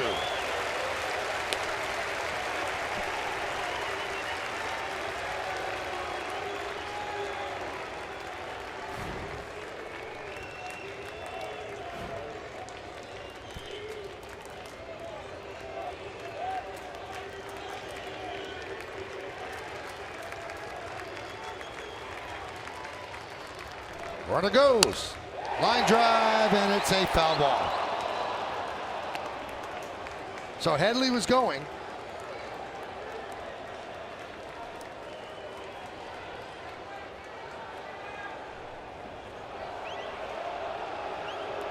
Well, if you send him once, probably send him twice. Well, you got Didi Gregorius has been hot. Put the ball in play. 2-strike approach. Don't get too long with your swing. Not really a strikeout guy. 61 strikeouts and 473 at bats. Runner goes again. That one's popped up. Puello makes a catch. Tagging is Gardner. The throw cut off by Longoria. And they're 2 away.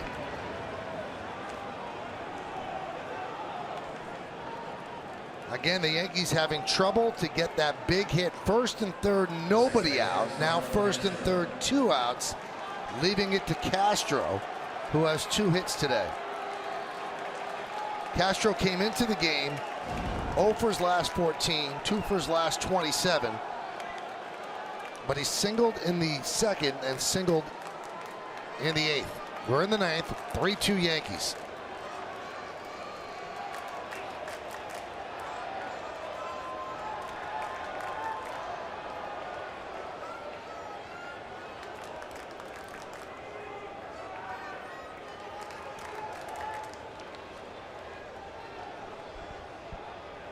Runner goes. They weren't even holding him. Check swing. Did he go? No. And taking second is Headley.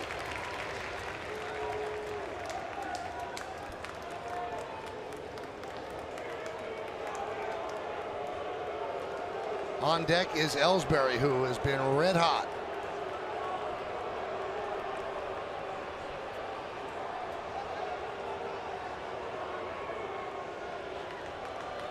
Stolen base for Ellsbury. Check that for Headley. I'm sorry, Ellsbury's on deck. 2-0 on Castro.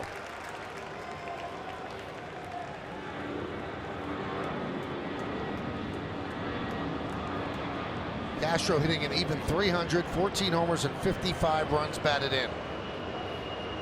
Pitch. Strike. Got the changeup in there. Yeah, he didn't give in right there at open base, and obviously this 1-run difference in this game. Brad Boxberger going right to his out pitch in a 2-0 count.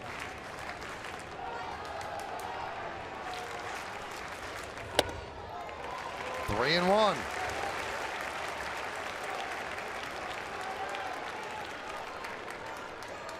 Well, he threw a 2-0 changeup to get the 2-1, then fastball off the plate. I just think middle of the field when Castro's right, it's a left center, right center approach. There's that changeup. What do you do now on 3-2? You know, he's showing more confidence in his changeup, Michael. I gotta believe he's going to go to his changeup. He's spraying enough fastballs around the plate. But his good changeup is actually a ball. It's down off the plate, so you're going to feed off whether Starlin Castro's aggressive and swings at a ball.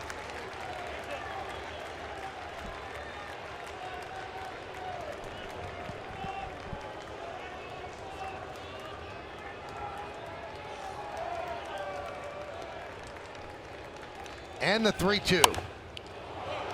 Fouled away. There it is again. And this is why, I mean, I know Starlin was going through a bit of a slump, but there's a reason why he's batting 300. I mean, he gives tough at bats, and like any hitter, try to pull off. And here he's out front, but his hands are back. But that's hand-eye coordination right there to be able to foul that pitch off. Yes, it's a ball.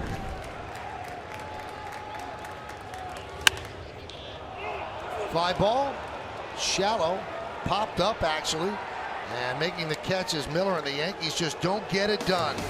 No runs, 2 hits, and 2 men left. Last lick's coming up for the Rays.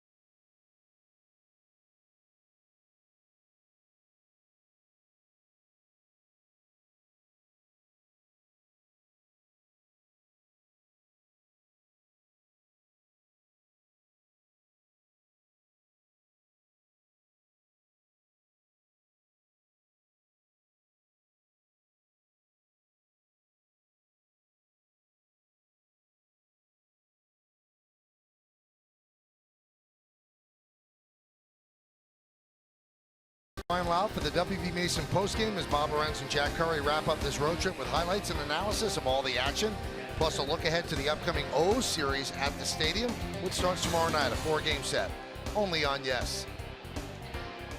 Yankees have a .260 batting average this year with runners in scoring position. That's 16th in the major leagues. And they were 2 for 14 today with runners in scoring position. Yeah, that last inning really hurt. Give a chance to get Chapman a little wiggle room. First and third, nobody out.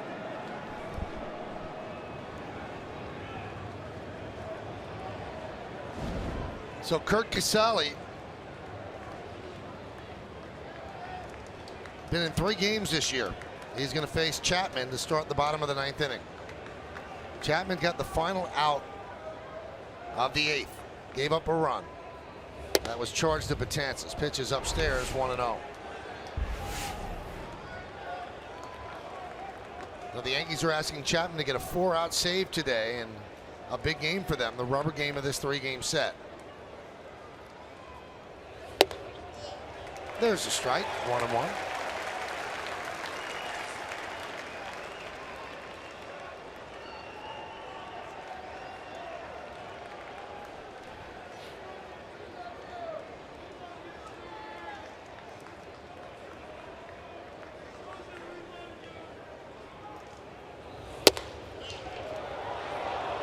Trying to slider, 2-1. Yeah, his first one that he threw, trying to backdoor it on Casale.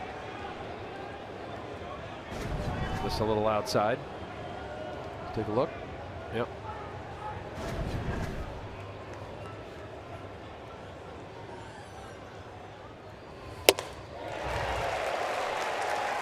Two and two. While Cash has managed himself with all the pinch hitting, he's got to let Casale hit here. As I mentioned, just 3 games this year in the big leagues. I'm sure that's not the way he wants to start out the bottom of the 9th inning. This is only his 3rd big league at bat of the year. 2-2, 3-2. Yeah, Casale spent the year in AAA. 263 with 5 homers. 227 career against left-handed pitchers.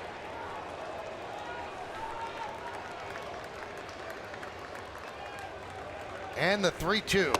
He walked him. So the tying run is on base here in the bottom of the 9th inning. So Joe Girardi is going to get somebody out in the bullpen. It's starting to rain here at Citi Field as well.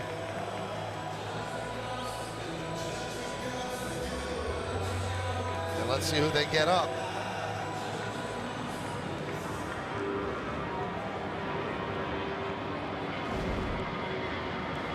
And that'll bring up Brad Miller.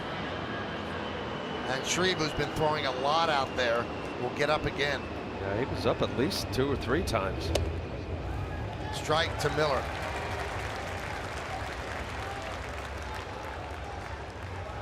.227 career hitter against left-handed pitching. Pinch hit for Espinosa in the 7th, picked up a single. Strike 2.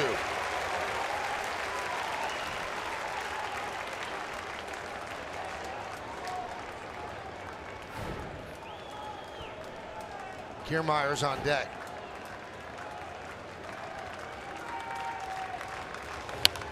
Fights that one off and fouls it off.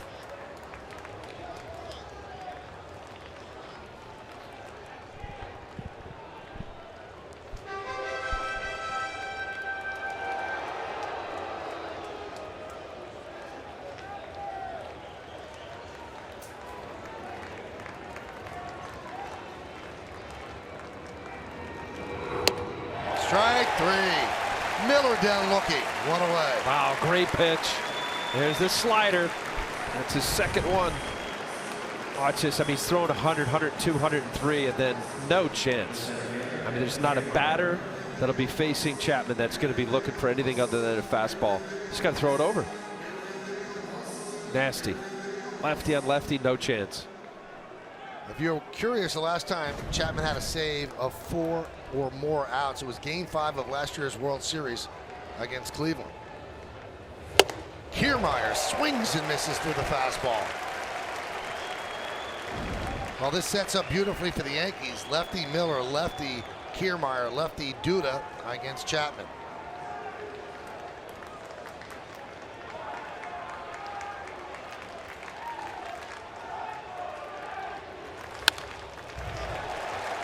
Oh, 2, pumping gas.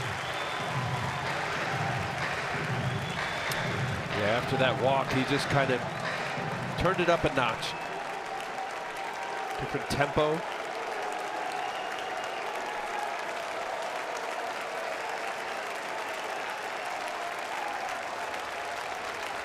And the pitch. Swing and a miss. 1 away for the win. 2 strikeouts, 1 of Miller and 1 for Kiermaier. Yeah, that's the old at-bat. Good morning, good afternoon, and here's the good night. 3 fastballs in a row right down the middle. It's a little different when you're looking at 100, 101, 102 miles an hour. Explosive. So that leaves it up to Lucas Duda. Duda 1 for 3 with a walk.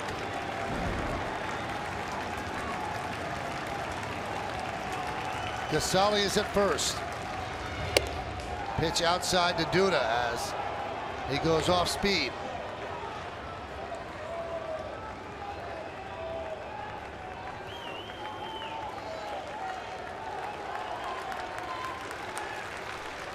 One for 4 with 3 strikeouts against Chapman.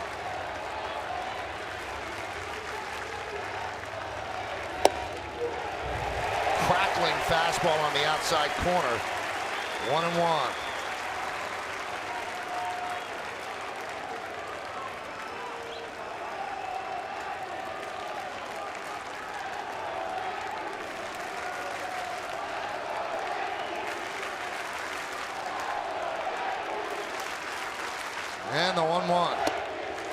check swing.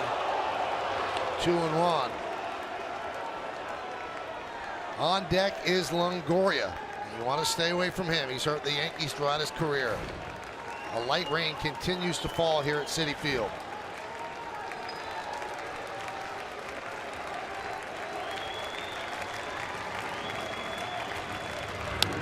Foul back. Got a slider and he fouled it back. 2-2.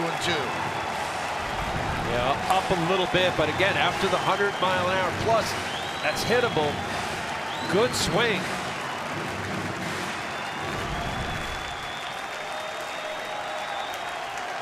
Most of the crowd of 13,159 standing, looking for the strikeout, looking for the third out, looking for the win. And Duda calls time.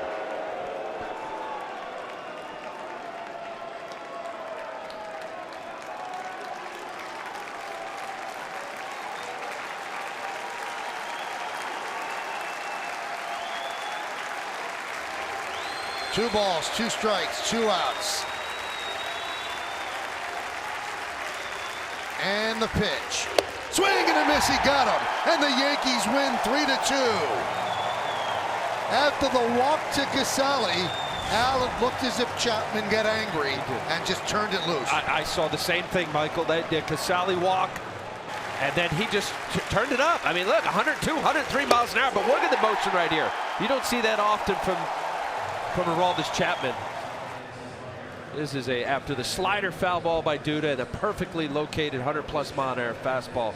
Big win for the Yankees. The Yankees make the 3 runs early, stand up, and they hold off the Rays, and they win another series.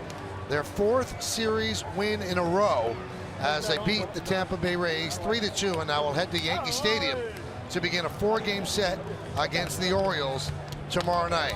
So a nail-biter, but the Yankees get it done. Now we'll get it done with a trip back to the studio. Bob Lorenz and Jack Curry will set the table for the rest of the day, guys.